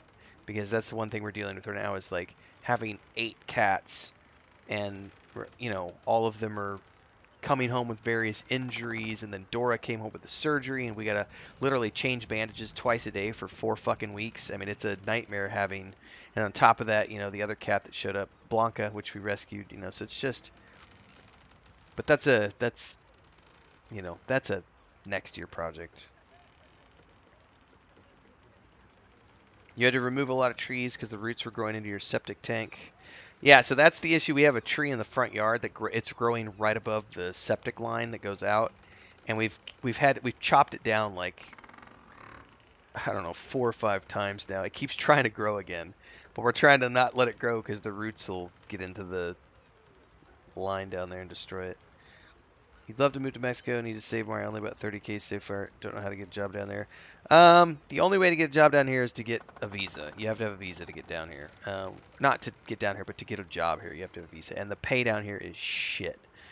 So my suggestion would be if you can find a remote job where you're making the dollar or Canadian dollar or the pound or the euro or something, that tends to work very well. I won't work here. I can work here. I have permanent residency. I have the right to work. But I won't work down here because they don't pay very well. You can. Well, let me put it this way. It pays well for Mexico standards, but it doesn't pay well for what I know I'm worth, if that makes sense.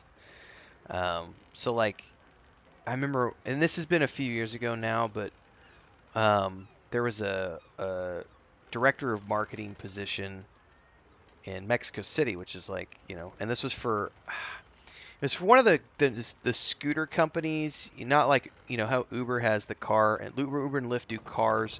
There was a scooter company that was a startup that was doing like you just rent a scooter and drive it around for the day type thing. And they were looking for a director of marketing, and they were only paying, I think at the time it was the equivalent of like $2,500 a month, which for Mexico is very good money. That's the equivalent of making $100 grand a year back in the States. But at the time, I had a job with a startup out of California where I was working remote, and I was getting paid for a part-time job. I was working part-time hours, and I was essentially, I didn't have really a set schedule, but I was making about $85 an hour for that gig. And I was looking at what I was making, and I was like, you're not even paying me, the equivalent of, I would be working for like 75% less money per hour than I'm making right now if I went and worked for that company as the director of marketing. So it's a tricky thing about if you're willing to move here and live here and only be reliant upon the salaries here and the cost of living here, then you can have a good life. But you have to, it's hard for a lot of people from North America, from the U.S. and Canada when they come down here because they're like, they want to make $7,000 a month, and that's never going to fucking happen. You're not going to make that kind of money down here. So it's tricky. 30K, you used to be able to buy, we used to be able to buy nice places for $20,000-$25,000. That's no longer the case. We bought our place for, and I've got a video on our homestead channel. We paid $10,000 cash for our place. It appraised it higher, but we bought it from a family member, so we got it for a good deal. And it's a 20-year-old house. It was built 20 years ago. But if you haven't watched, it is not what many people would consider to be modern standards, which is what we've been working on remodeling and renovating since we moved in. Because when we moved in, it was literally a 20-year-old house that no one had ever done anything with. It had just been rented for all that time, so there's issues with the plumbing. There was no electrical.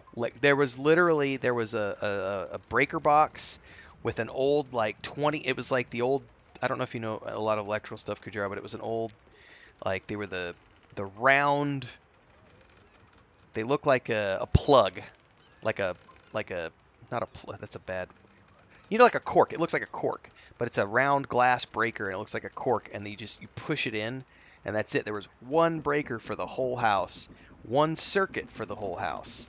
So that was it. There was one circuit for every single outlet in the house.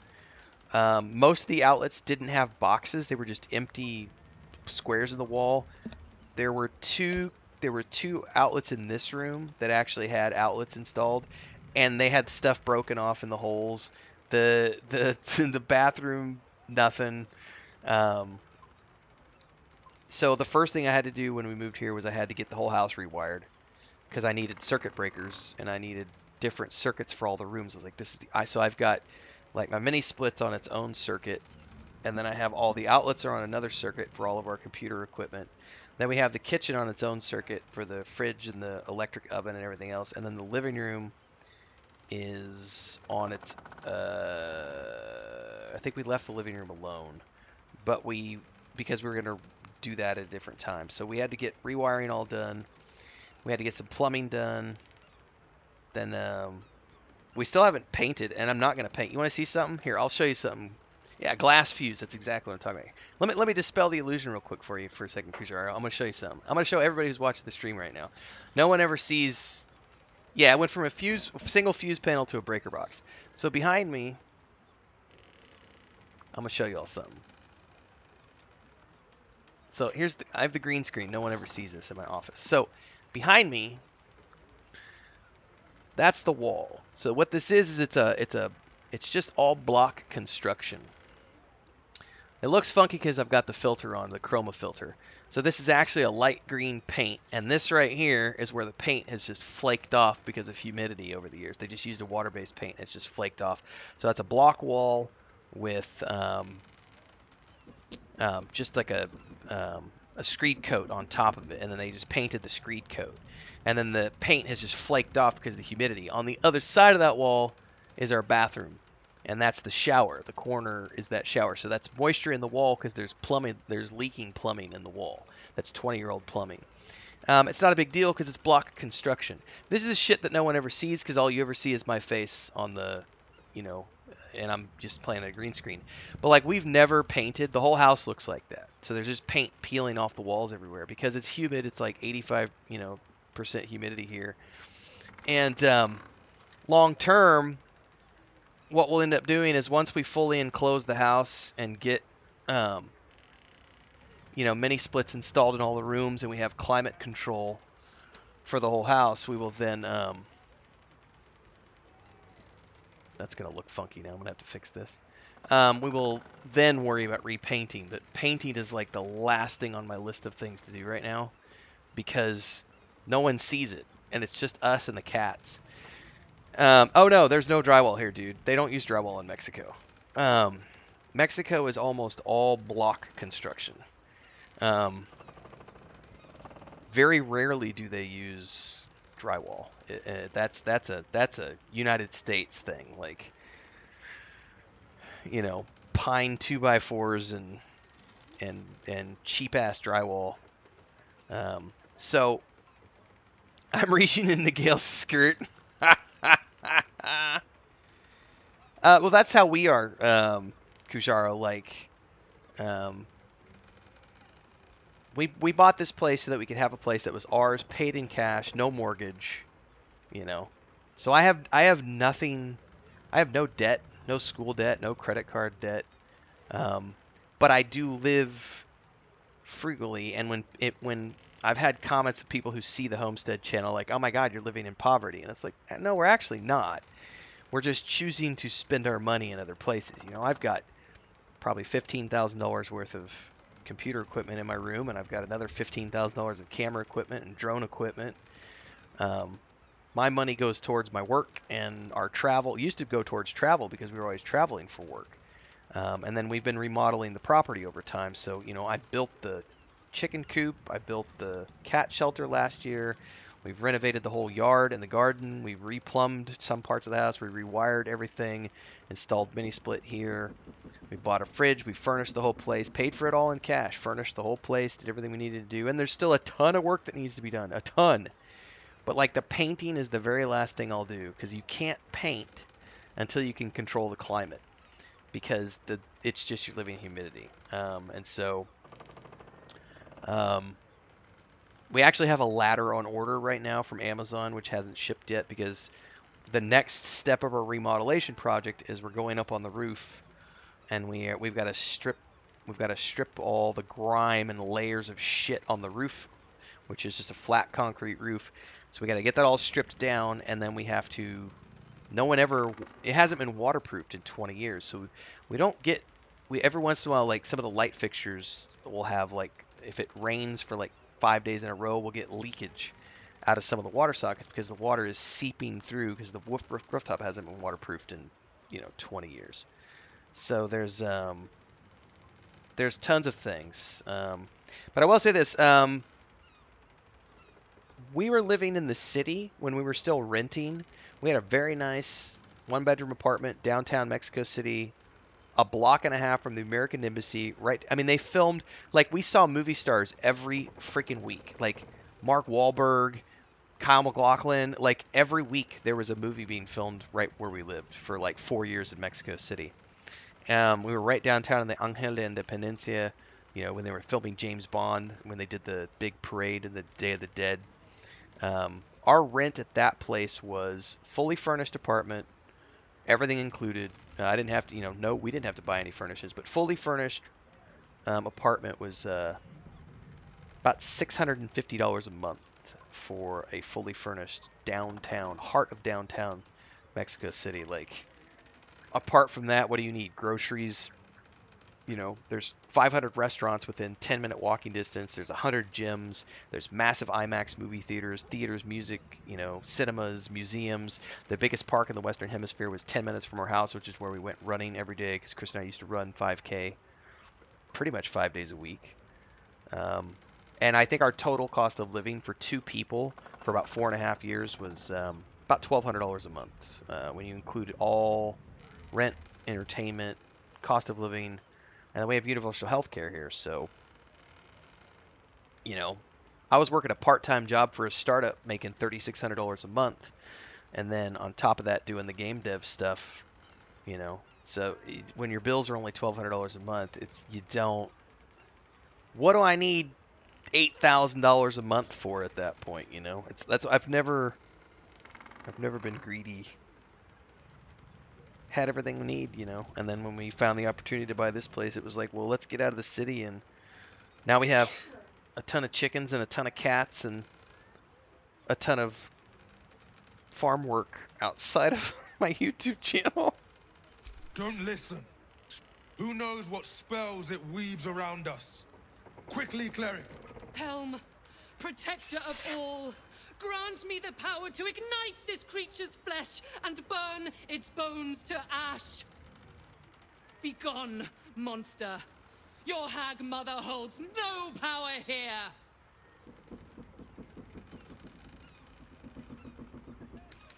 I can help. I've fought a hag before. Ooh, that's a big DC.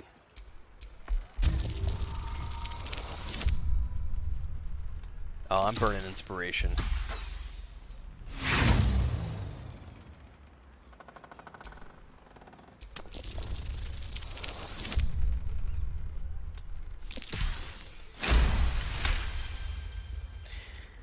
Yeah, Bubbleonia just made a very good point. It'll pop up on the screen here in a minute. Just the basics in Denver area is like $8,000 a month.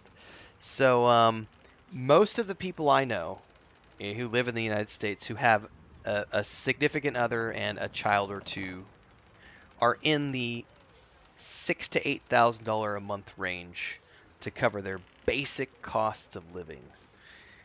That's a lot of money. I've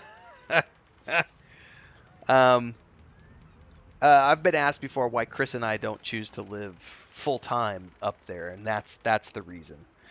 I think the universal healthcare is probably the number one reason we stay down here most of the time. I maintain residency up there, but for taxes and everything else, I maintain all my stuff up there. But in terms of, there's a reason why a lot of people use medical tourism and go to Italy and other places because it's just it's sad when it's cheaper to get on a plane and go somewhere to get your medical stuff taken care of than doing it at home. And that's a big reason why we stay here a lot of the time, because it's why wouldn't I, it's complex, man. Inflation sucks. Cost of living sucks. But I've been doing this for a long time. Part of what I used to give presentations on at the big travel conventions and conferences was I became before I got into game dev and YouTubing and all this other stuff, I was a travel influencer. And I became famous at the, I don't want to say famous, but I became well known because I was living in Cancun, and I was a writer, and I was doing guidebooks and stuff, and traveling around, and being based at Cancun, and going to Colombia, and living in Bulgaria, and all these other places. And as a digital nomad, back in the day before it was called digital nomad, it was called location independence.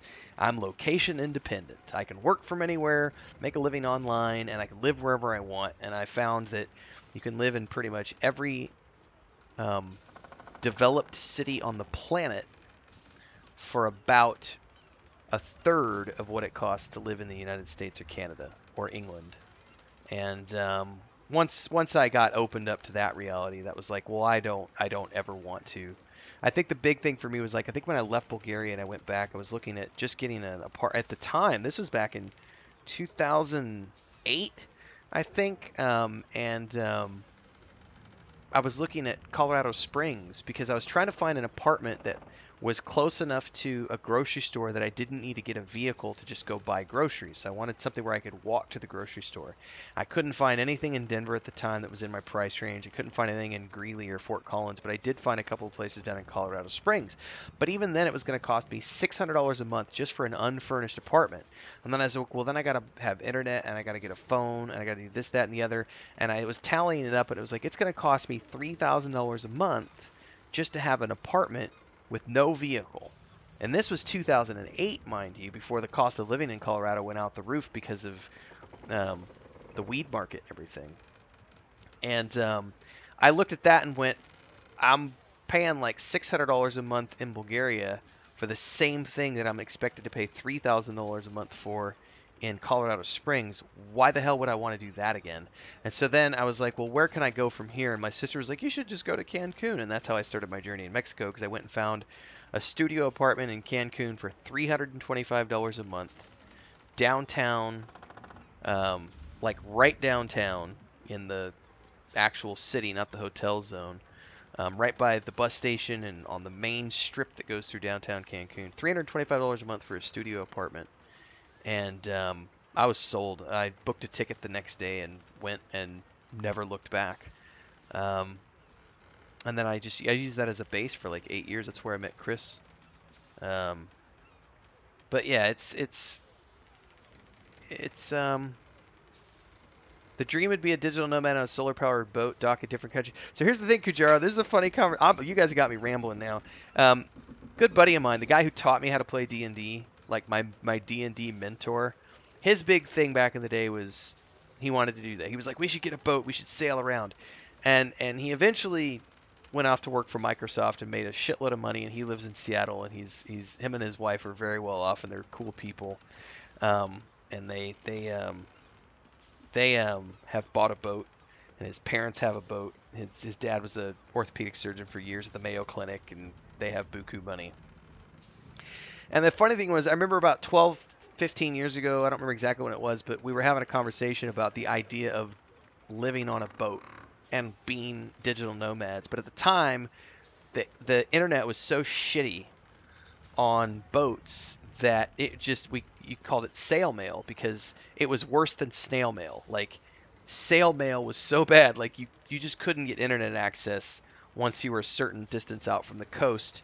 And the idea of affordable satellite and everything else was just not going to happen. Well, now you have Starlink. So Starlink has provided people who are at least within a certain geographic area to have a reliable broadband internet connection while living on a boat, in an RV, doing the van life thing, etc. And it's getting better and better all the time.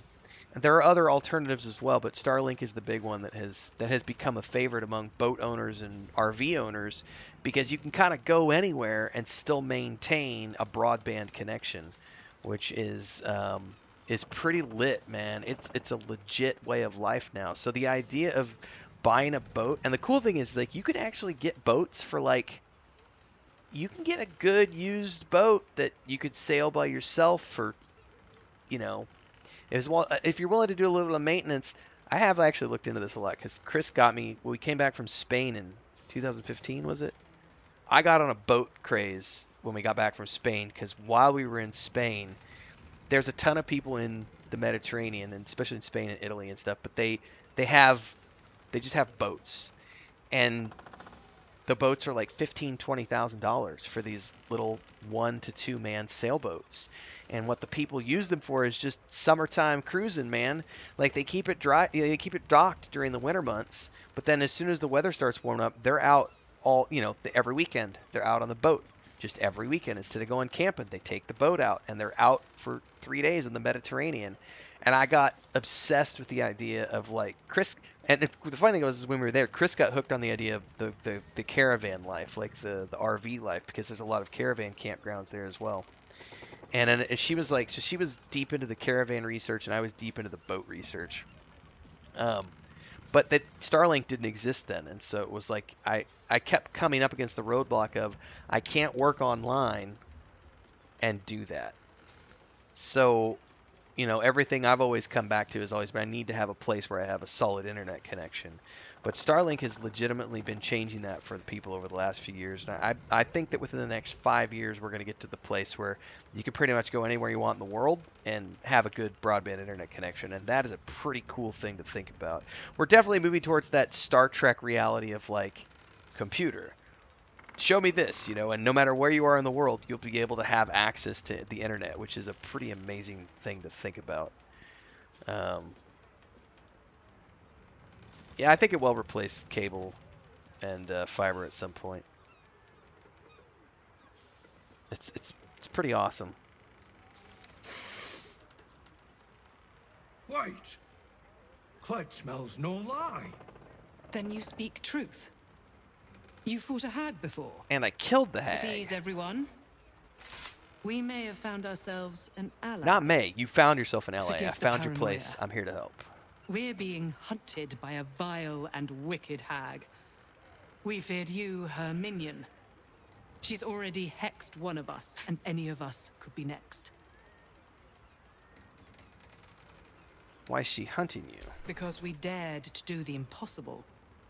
We dared to fight back. You see, all of us here have fallen victim to a hag's vicious ways. But instead of succumbing to despair, we rose above it. Thanks to Marina, our leader. Together, we've been helping others who've suffered at the claws of a hag. Only, Marina's been hexed by the very hag who now hunts us. I got you covered. I know Marina. She was captured by Auntie Ethel. You're the one that saved her. The one that ventured to the depths of Ethel's lair. I can hardly believe it. You look so... normal. By Helm, perhaps there is hope. If anyone can help Marina, it's you. So I gotta help She's her upstairs. again? Be warned. She's not as you remember her. She's upstairs. Alright.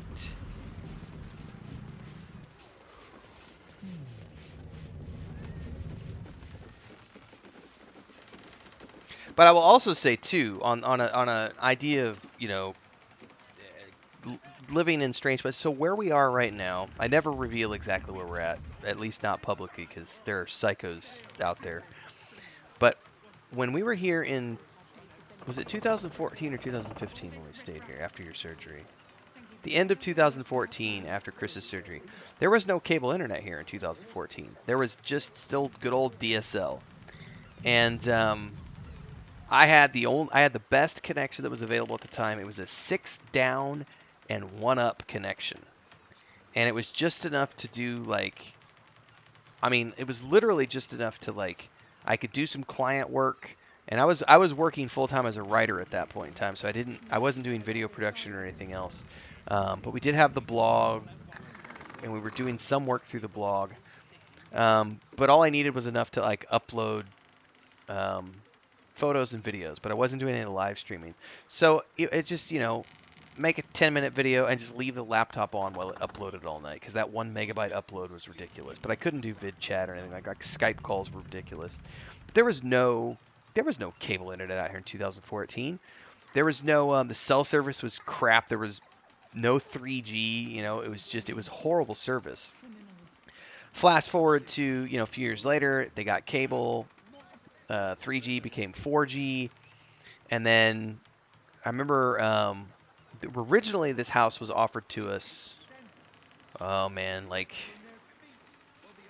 2018 or something. And we didn't do it because the internet wasn't good enough at the time. And then when it came back around in 2021, Chris had come out here and was like, they have 4G, there's cable internet now. And we were like, well, maybe that's a viable option. And then when we actually started looking at, you know, and then bought the place, they did lie to us. The cable company did lie to us and told us that, oh yeah, we've got a 300 down, 30 up is what they told me they had. And I was like, well, I can totally work with that.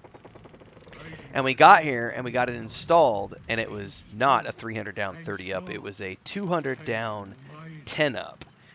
And I threw a fit because I said, you guys told us this, that, or the other. And it turns out that 300 down, 30 up was only for businesses, not for personals. So they were like, you would have to have a registered business in Mexico to be able to have access. And I was like, you lied, blah, blah, blah, blah, blah. And eventually Chris threatened and enough. And they have a better business. They have something here called Profeco, which is like it's the Consumer Protection Agency, essentially.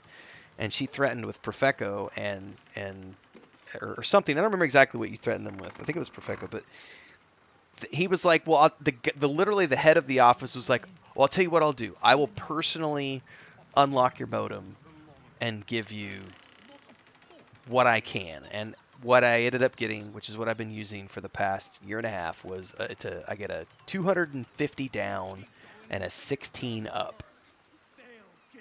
It works. Like, you only need about a 10 up to stream on. So it's not the gigabit service, you know, it's not fiber optic like you used to have in the big city, but I'm able to do what I do, and it, you know, I'm not gonna bitch and moan. It does go out occasionally, but this didn't exist even 3-4 years ago. There was no cable net here. And then the telephone company came through and ran fiber along the highway that runs through. Well, it's not a highway, it's a county road, but they ran fiber along the county road, like 2 streets on either side. That's 2 streets down from where we live, and I can't get it, and they won't run it to my house. I even offered to pay a few $1,000s, and they wouldn't do it. But the internet that we just got installed today, the guy who has the local company, he has fiber downtown, and what he's been doing is beaming out via a little Wi-Fi tower to anybody who wants, you know, this Wi-Fi in the remote parts of this town. And then he started running fiber cables to the light posts. So when we saw them installing the fiber box like 6 weeks ago, it was like, well, and he's like, well, the best I have is a 15 up, 15 down. I was like, I'll take it. Like, I will support a local business because the phone company is jacking me around and they don't want to. I mean, get this, one dude, he's literally an engineer who is investing all of his money into the hometown that he grew up in.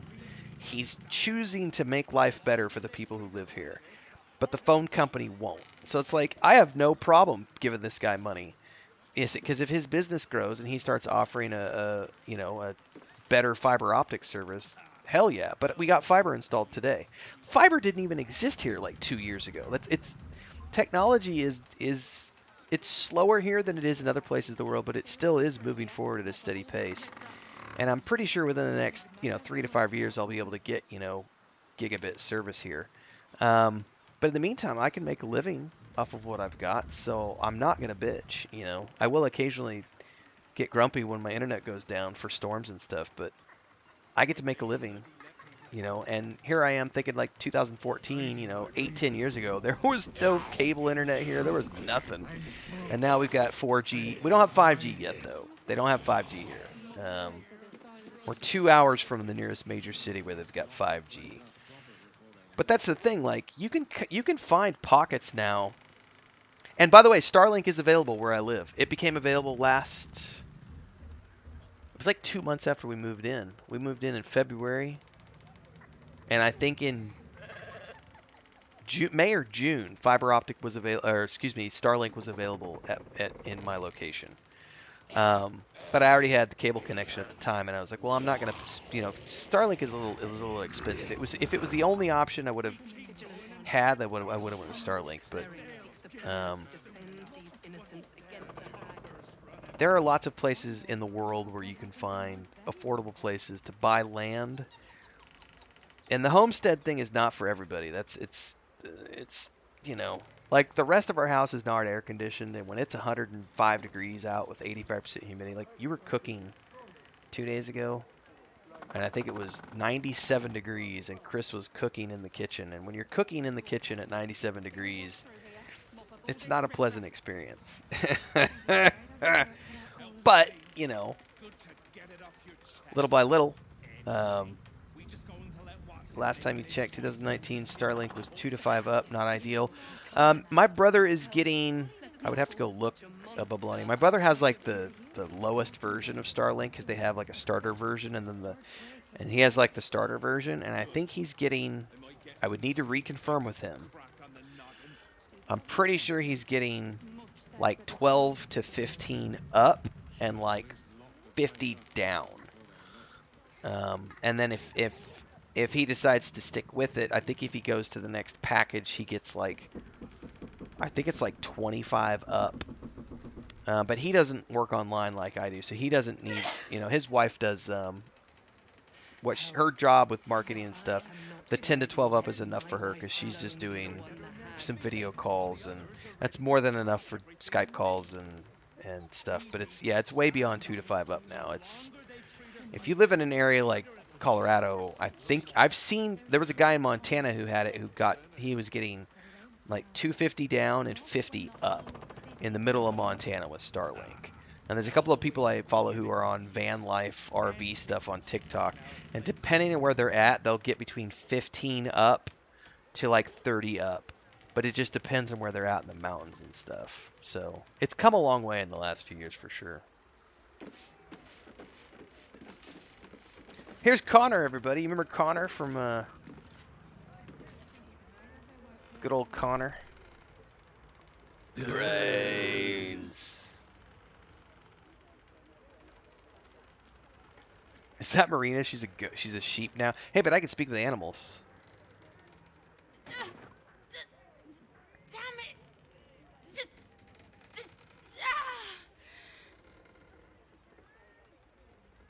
This is the last time I save you. Listen to me. The doll. The doll. What doll? Is this something to do with your hex? The doll. Find the doll. Is that Frodo or Barry? Somebody's crying. Dora. She probably needs to go to the bathroom. Find the doll, she says. What is this over here? Well, that's the doll. What a strange looking doll. Did it go in my inventory?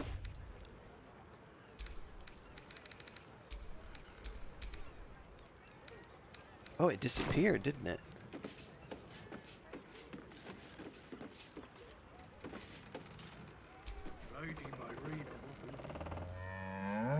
And now she sounds like a cow. Where did that doll go?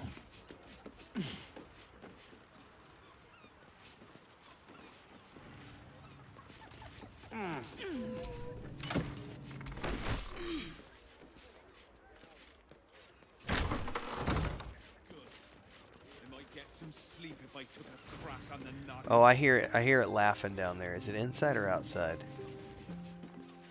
It's inside. Let's see if we can find it again.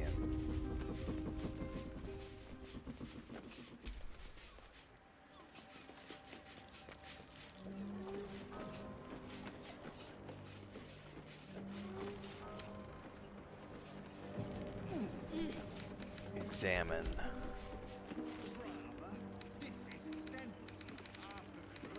Alright, so when I tried to pick it up, it disappeared. I'll take that.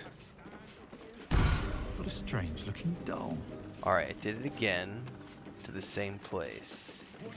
What if I hit it with a spell? You have my attention. I better quick save before I do this because I accidentally kill Marina.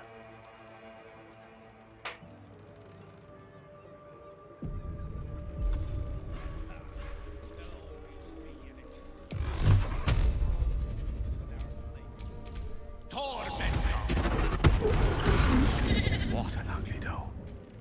I'd only give this to a child I didn't like. It definitely did damage to her.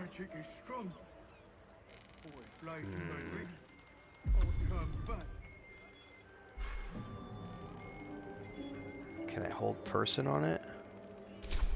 Do I even have hold person? Well, plenty don't even have that, have they? What about all those refugees? They've got nothing. What a powder. You want them flooding in here, driving down our wages even more? Take you. Wouldn't want that. Salutations.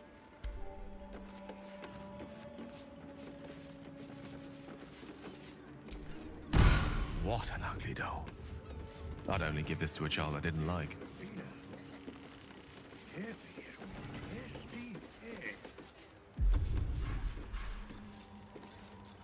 I did quick save, so let's just What an ugly doll. I'd only give this to a child I didn't like. So she died. You removed my hex. That's annoying. I wanted to play a little longer. Auntie likes her toys broken. But I killed Marina, so that's She's not a going to be solution. happy. I had to get my hands dirty. Not what I wanted to do. Have to figure this out.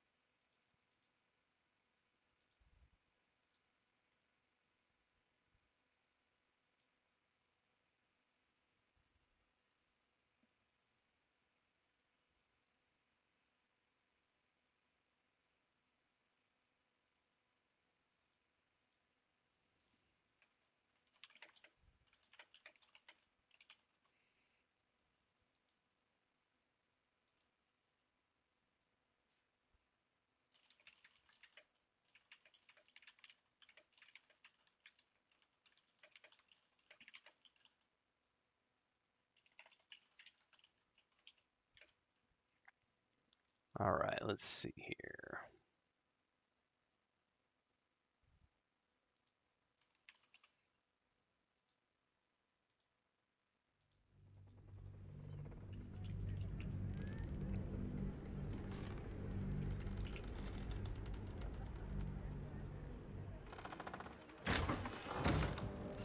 So there's got to be a clue in here as to how we're able to pick up this doll. I wonder if there's a book or something that we need to read.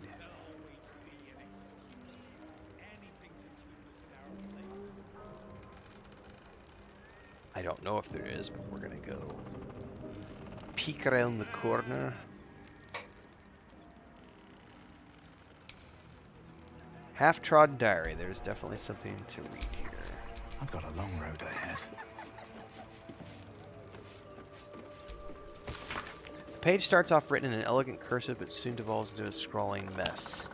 I dreamed of Ethel again. She laughed, mouthful of my guts, as she ripped my baby from my stomach with her teeth. I screamed and so did the babe, but then it changed into a doll, a horrible-looking thing. I woke up freezing cold, burning hot. Will I ever escape the witch?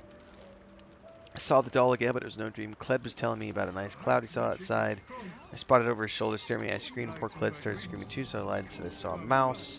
The doll is everywhere. I tried to warn the others, but I can't speak. My fingers stiffen as I write. Adrian, get... Okay.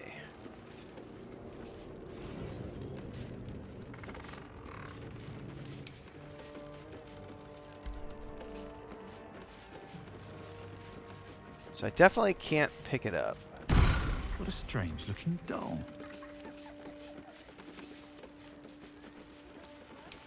We keep going until it There are some rotten floorboards underneath it. I wonder if that'll do anything. Enough waiting. I crave blood.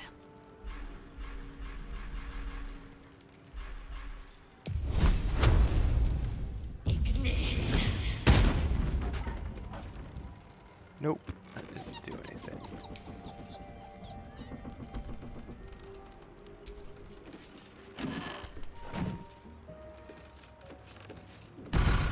That doll there. Something's off. Where did it go this time? Let's get going.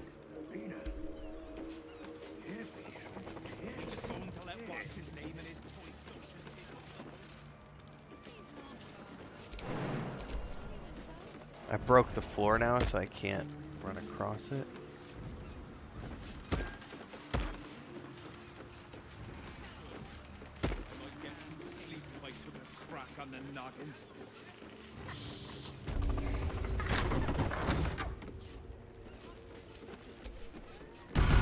What a strange looking doll.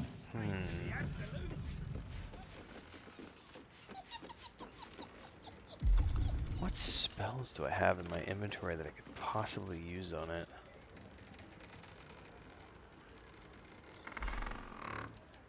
Well, before I do, let's go downstairs and see if there's any books I can read that I might have missed.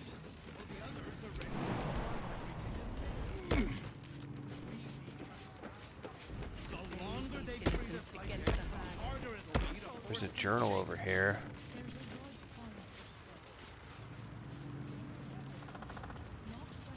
Helm embossed journal. A gaunt with the staring eyes carefully drawn. I was lost when I came to the city, a coward and drunkard. I thought everything may be where they've been stripped away the Annis hag. Then Marina found me. Okay. There's a wooden hatch here. Uh-oh, I failed. Step carefully. There's a trap. Okay. Action, not reaction. Can I shoot the blast mines?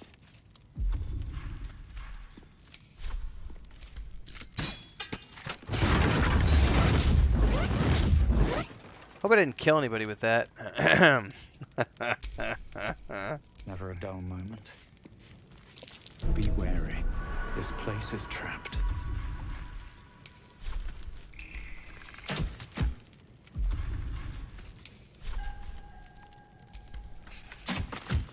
Huh.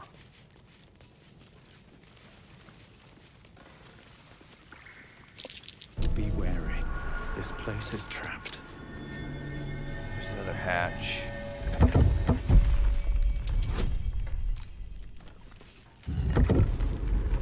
We gotta put something heavy on top of that. Okay. Like its will be done. What do I have that weighs a little bit?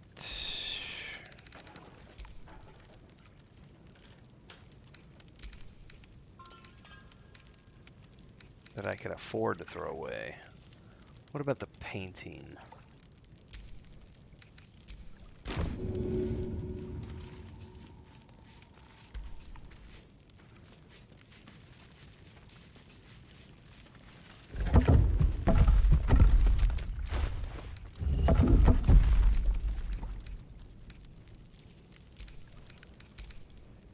Where did that painting go? There it is.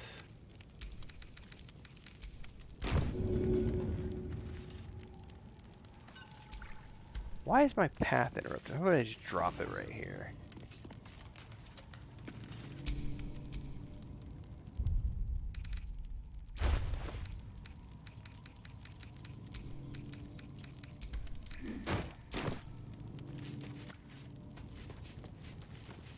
I think it worked. Ah, it didn't. Well, you know what? Gale, buddy old pal.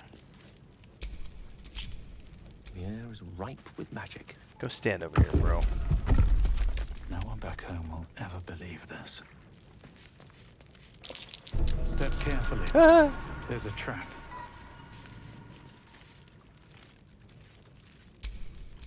Like its will be done. There better be something worth it in this chest.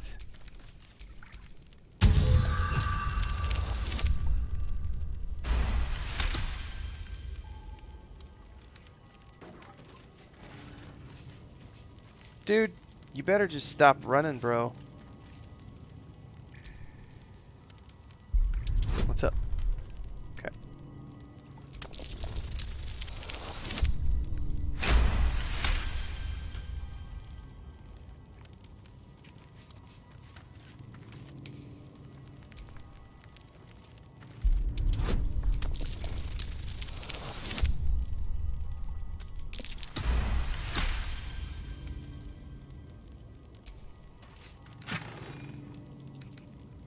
Okay, there's a key.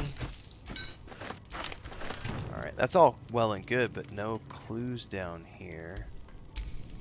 What to do?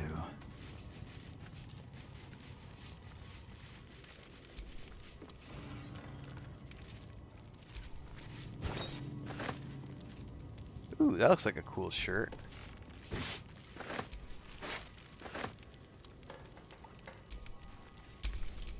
Okay, I'll get back in the party. No one stopped me yet.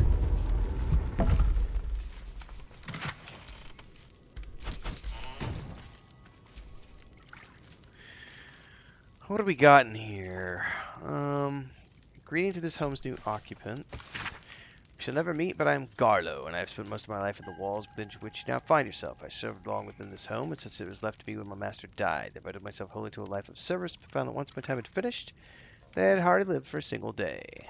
I now depart for Kalimshan in the morning and hope to see the world from there. Please take care of this place. It was my whole world. Retirement plan. List of things to do. Climb a tree, have an exceptional sandwich, spend a whole day reading, visit Waterdeep, get a massage, swim in the Chiantar, buy a new coat, get a cat. Dude, I have a cat. I have lots of cats. Do you want a cat? I'll give you a free cat.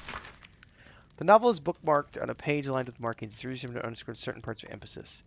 There's no point in denying the undeniable, which is that much I was with a million minor tasks, which are measured by life, the polishing, the scrubbing, the pouring of wine and tea, and deference in my master's cup. Huh.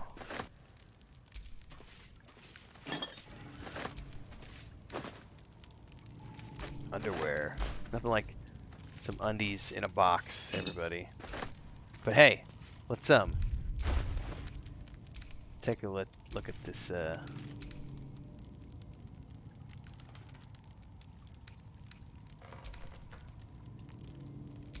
how do I toggle? I don't remember how to toggle camp clothes. There is a way to do it. Ah, there we are. So what does this look like?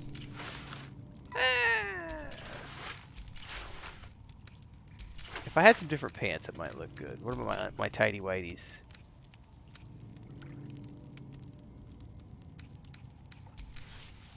There we go. Ah! Little fig leaf. That's pretty awesome, actually. Where'd my other pants go? I'm sorry, guys. Alright.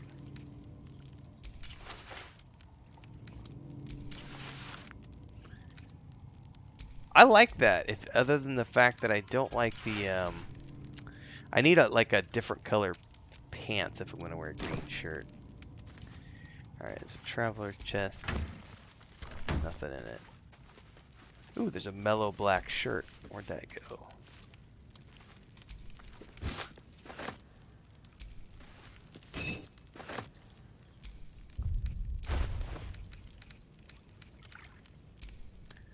Alright, now I want to check out that shirt. The mellow black shirt, please.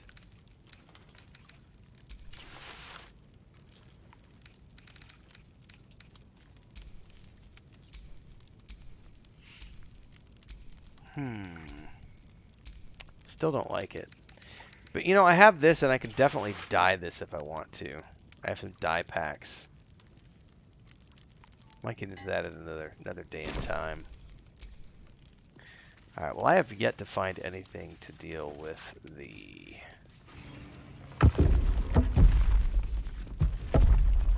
Oh, I need to go back to my adventuring gear.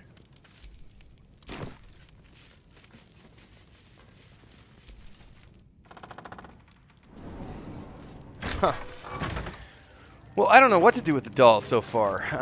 If I kill it... Let's not fall to such a monster, I beg of you. When they bloody let me rest my head. Well, plenty don't even have that, have they? Cled, what can you tell me about the Please, hag? old Lady Marina. She's nice and kind and sweet to Cled. To everyone. Have you seen a doll around here? You saw the doll too. It was in the next room, staring. But when Cled looked back, it was gone. It was gone. Creepy doll. Any idea how to remove the hex? No. Cled isn't good at hag magic. Can't help sweet Lady Marina. All right.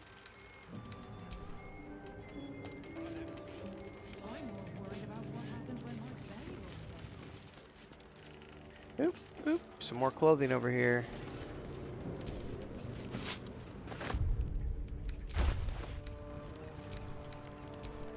Lady Marina will be all right. She's strong and smart. That might be interesting. What does that look like? Oh, my friends. I don't mind that at all, other than the pants look like absolute doggy doo.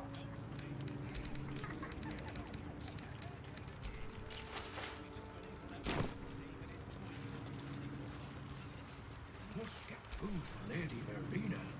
I'm glad you're here. I clearly lack the power to keep the hag and her hexes away from Marina. Have you seen a doll? A doll? I saw a curious-looking toy in some boxes upstairs, but I figured it the remnants of the previous tenants.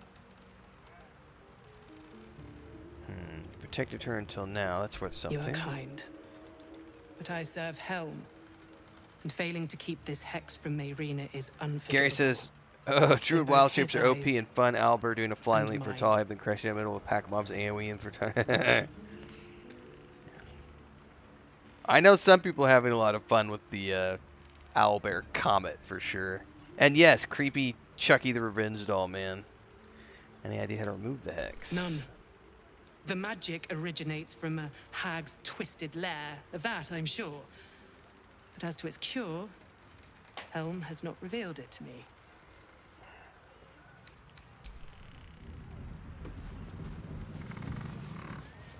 Oh, there's another room over here too. Check that out in a minute. Convenient. You showing up like this. You may have the others fooled, but I shall be keeping a close eye on you. Have you seen a doll around here? A doll? This is hardly the time for childish games. Either help Marina or leave. Are you here to help Marina or simply irritate me? Well, I haven't finished talking to you yet. Any idea how to remove the hex? If I did, I would not be standing here. He's kind of a grumpy butt. If you don't want my help, just say so. I don't. Leave. And let us deal with this ourselves.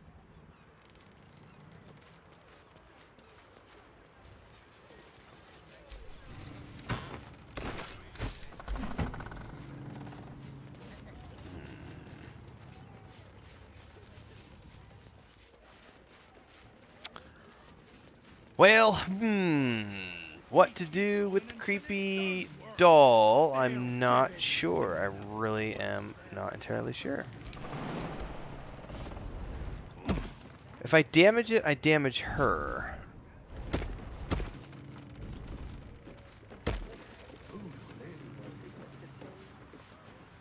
Nothing out on the rooftop. Do I have any, like, remove curse spells on, What am I to do?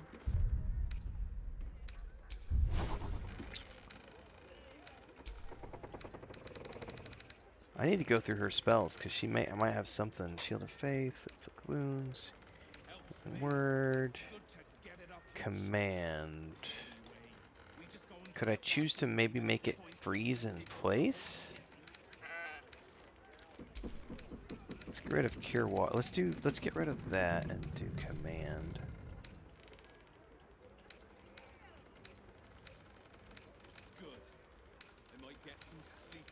Hold person might work as well. Marina will be all right. She's strong. Ooh, you know what might work? You know what might work? I know I have it. Hold up. I don't remember who has it, though. Give me a second here. Somebody has the spell. Dispel good and evil. Oh, you can also break enchantments that charm, frighten, and possess allies. But that's combat, maybe.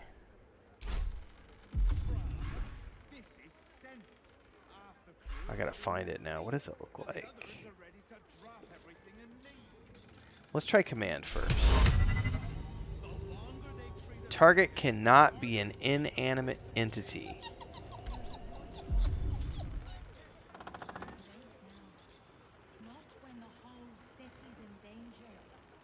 It doesn't count as undead. Divine intervention.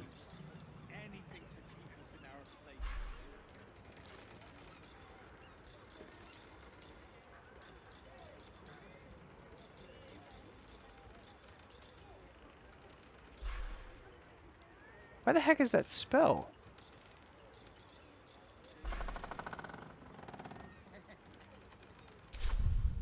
I gotta go look at it. What does it look like? When they bloody let me rest my head. Well, plenty don't even have that, have they? What about all those refugees? That one. It looks like a bird. What a bastard. You want them flooding in here, driving down our wages. Aha! That's why I don't have it. Spell good and evil. I would have to take a long rest really quick. Well. Gosh darn it!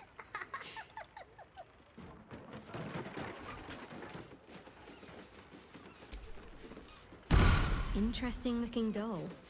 Might give a child nightmares if that's your goal. Can I punt it?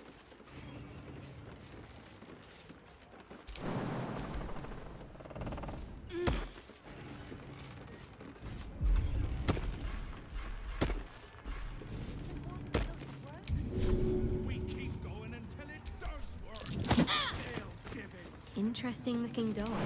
I was able to punt give a it. child nightmares if that's your goal. Maybe I can Action, not reaction. hang on. Let's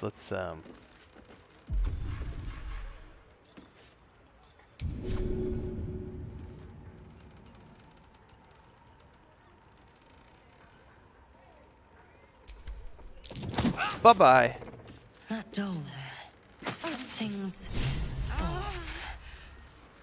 It worked! Dragonborn. It worked! My hex. I punted it out the window and it worked. It was a distance-related That's thing. annoying. I wanted to play a little longer. Auntie likes I was just playing notorious around broken. and it totally worked. She's not going to be happy I had to get my hands dirty. Ready yourself to How attack. cute.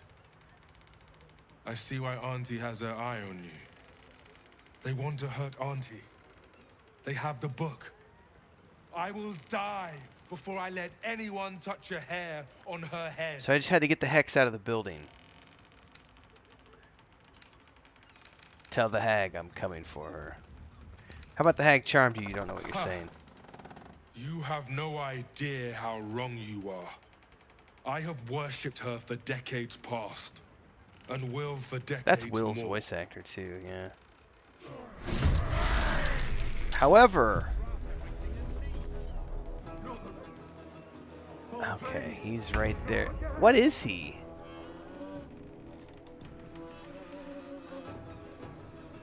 Dude, is that a red cap in like a pirate outfit?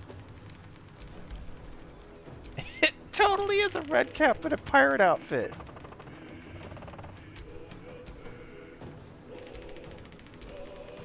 I'm just pretty stoked that I figured that out. All right, let's nuke this asshole.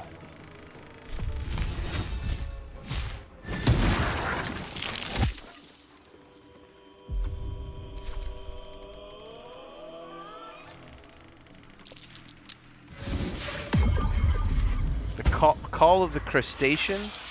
Oh my God, are those? Oh wow, that's not good.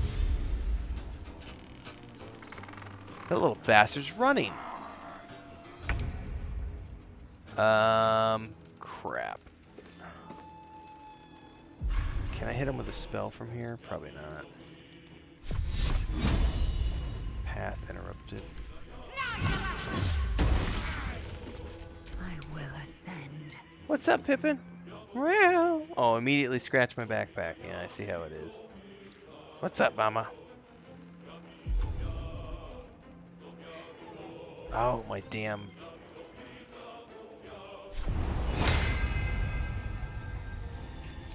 Misty Step is down.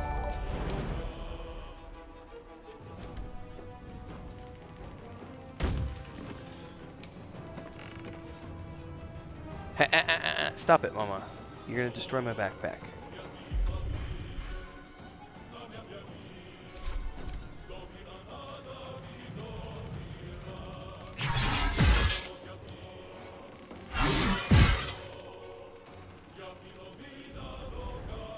Kled is a badass. Look at him go.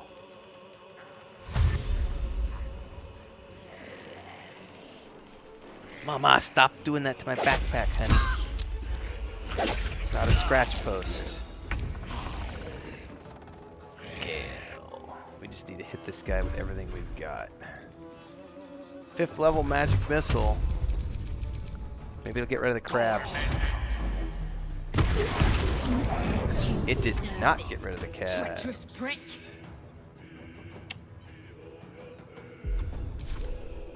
So they're summoned, but they're still here.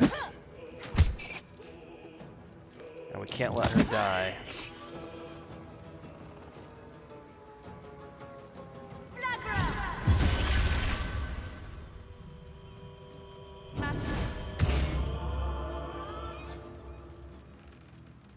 Pippin, you are being a little monster.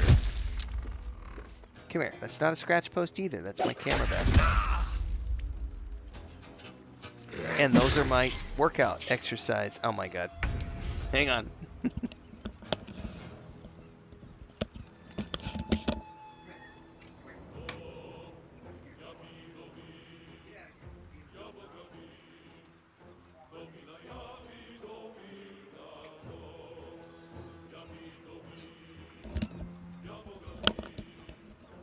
Cats, man. Alright, what do we got here? I am gonna go... I don't have wild shape. I don't have any wild shapes left. Shit.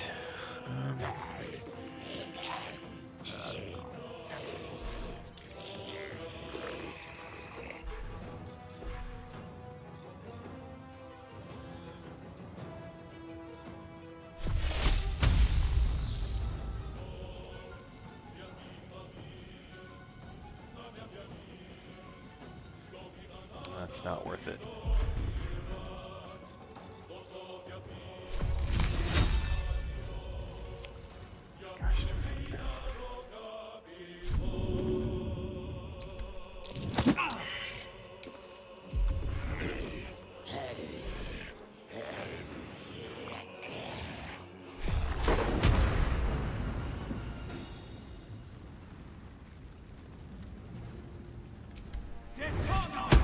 Bye-bye. Now I can move a little more freely. Let's end this. Okay.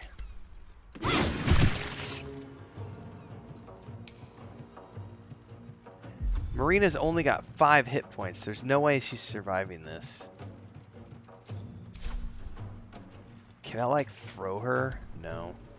Victory awaits. Well, you need to get back over here, my dear, and take care of these two.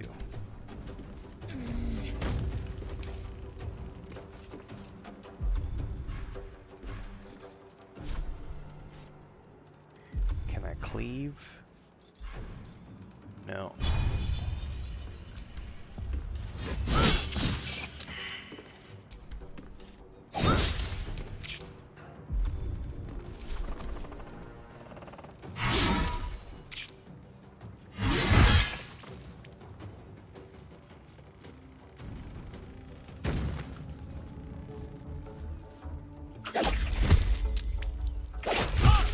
Oh, at least it hit Lazel.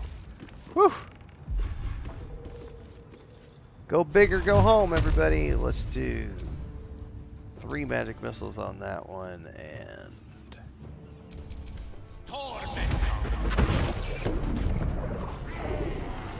Ah! will survive.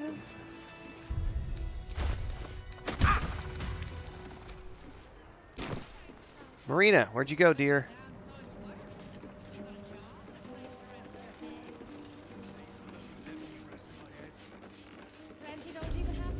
Where did she go? Come here! Stop running, you there.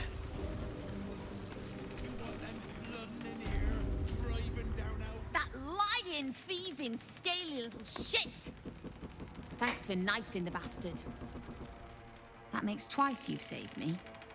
I'm starting to think you're my guardian angel.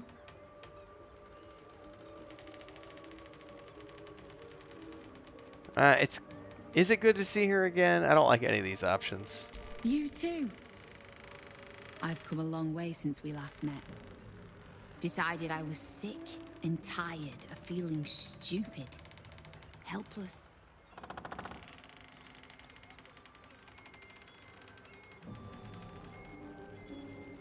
So I decided I wasn't going to be a victim anymore. She still has the mascara, This though. group is made of survivors. People like me who've been hurt by hags. I brought them together to fight back. We tracked a hag to the city, but lost her trail. Right after she snatched a little girl. Any leads? How about any connection to her old friend Ethel? Ugh, I bloody hope not. I see her enough in my dreams. No, Ethel is dead, thanks to you. But this one is no less of a nightmare. The moment I started investigating the missing girl, I felt the hag's eye on me. Next thing, I was sprouting wool and bleating up a storm. Wait, is this Laura? You said her daughter. She said her daughter disappeared in the Blushing Mermaid. That's her! And she vanished in the maid. That sounds like a lead. That is a lead. We'll do what we can to find the girl, but our chances are a lot higher with you on our side. No, you let me take care of it. Check the safe in the back. I've done my homework on hags since we last tangled with Ethel. Take whatever you need. I know it by heart anyway. Okay, check the safe in the back. Oh, I just got a goody something. Staff of Interruption. Oh, I get counterspell on that staff? Fuck yeah. I'm gonna give that to Gale. Hell yeah. How are you feeling, Connor? Give that to Gale. Directly. Oh, I have the magic touch. Oh, wait a minute though. He has, yeah, but he's never using that. He's never using the Firebolt and Fireball from that staff. But the counterspell I use a lot.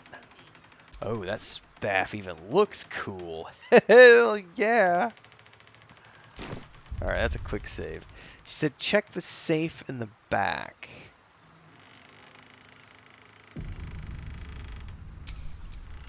At least things have stayed interesting. In the back of where? Downstairs? Well, plenty don't even have that, have they? What about all those refugees? Keep us from the hags. What about them? You want them I know, flooding in here? Just a little longer. Yeah, where is she talking about a safe? The hag first, and then we'll find a way to fix it. Hag first, and then we'll fix you. So she's still trying to save her husband, which is kind of admirable. Huh. Well, I apparently need to go find a safe.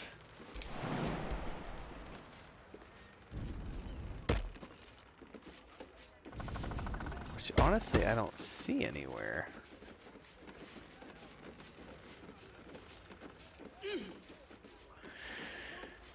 We'll figure it out. I'm going to wrap it up, everybody. Thanks for being here. It's good to be seen. Good to hang out with folks tonight. I will be back tomorrow. Around probably... I'll tell you, actually. I'll let you know what time I'm going to be live, because I've got a couple of videos, I think, scheduled to go out in the morning.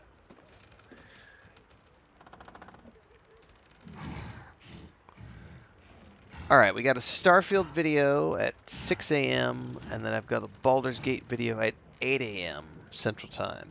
So I will probably go live around 9 or 10 a.m. tomorrow morning. I don't have anything scheduled, so I'll be going live slightly earlier than I normally do on the weekdays. So if you want to hang out, cool.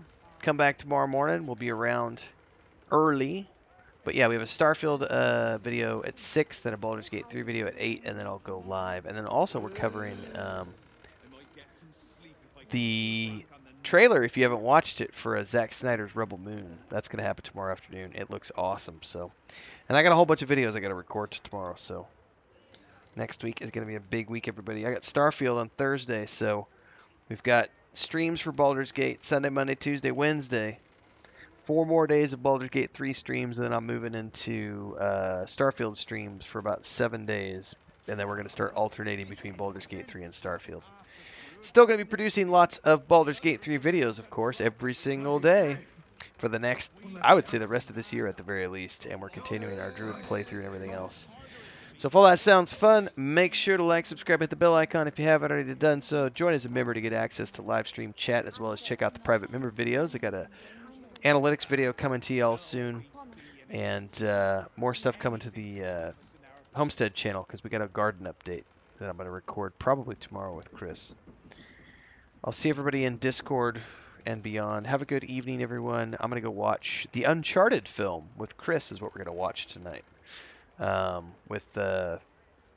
I don't remember who's in it. Mark Wahlberg and the Spider-Man kid, whose name I forget at the moment.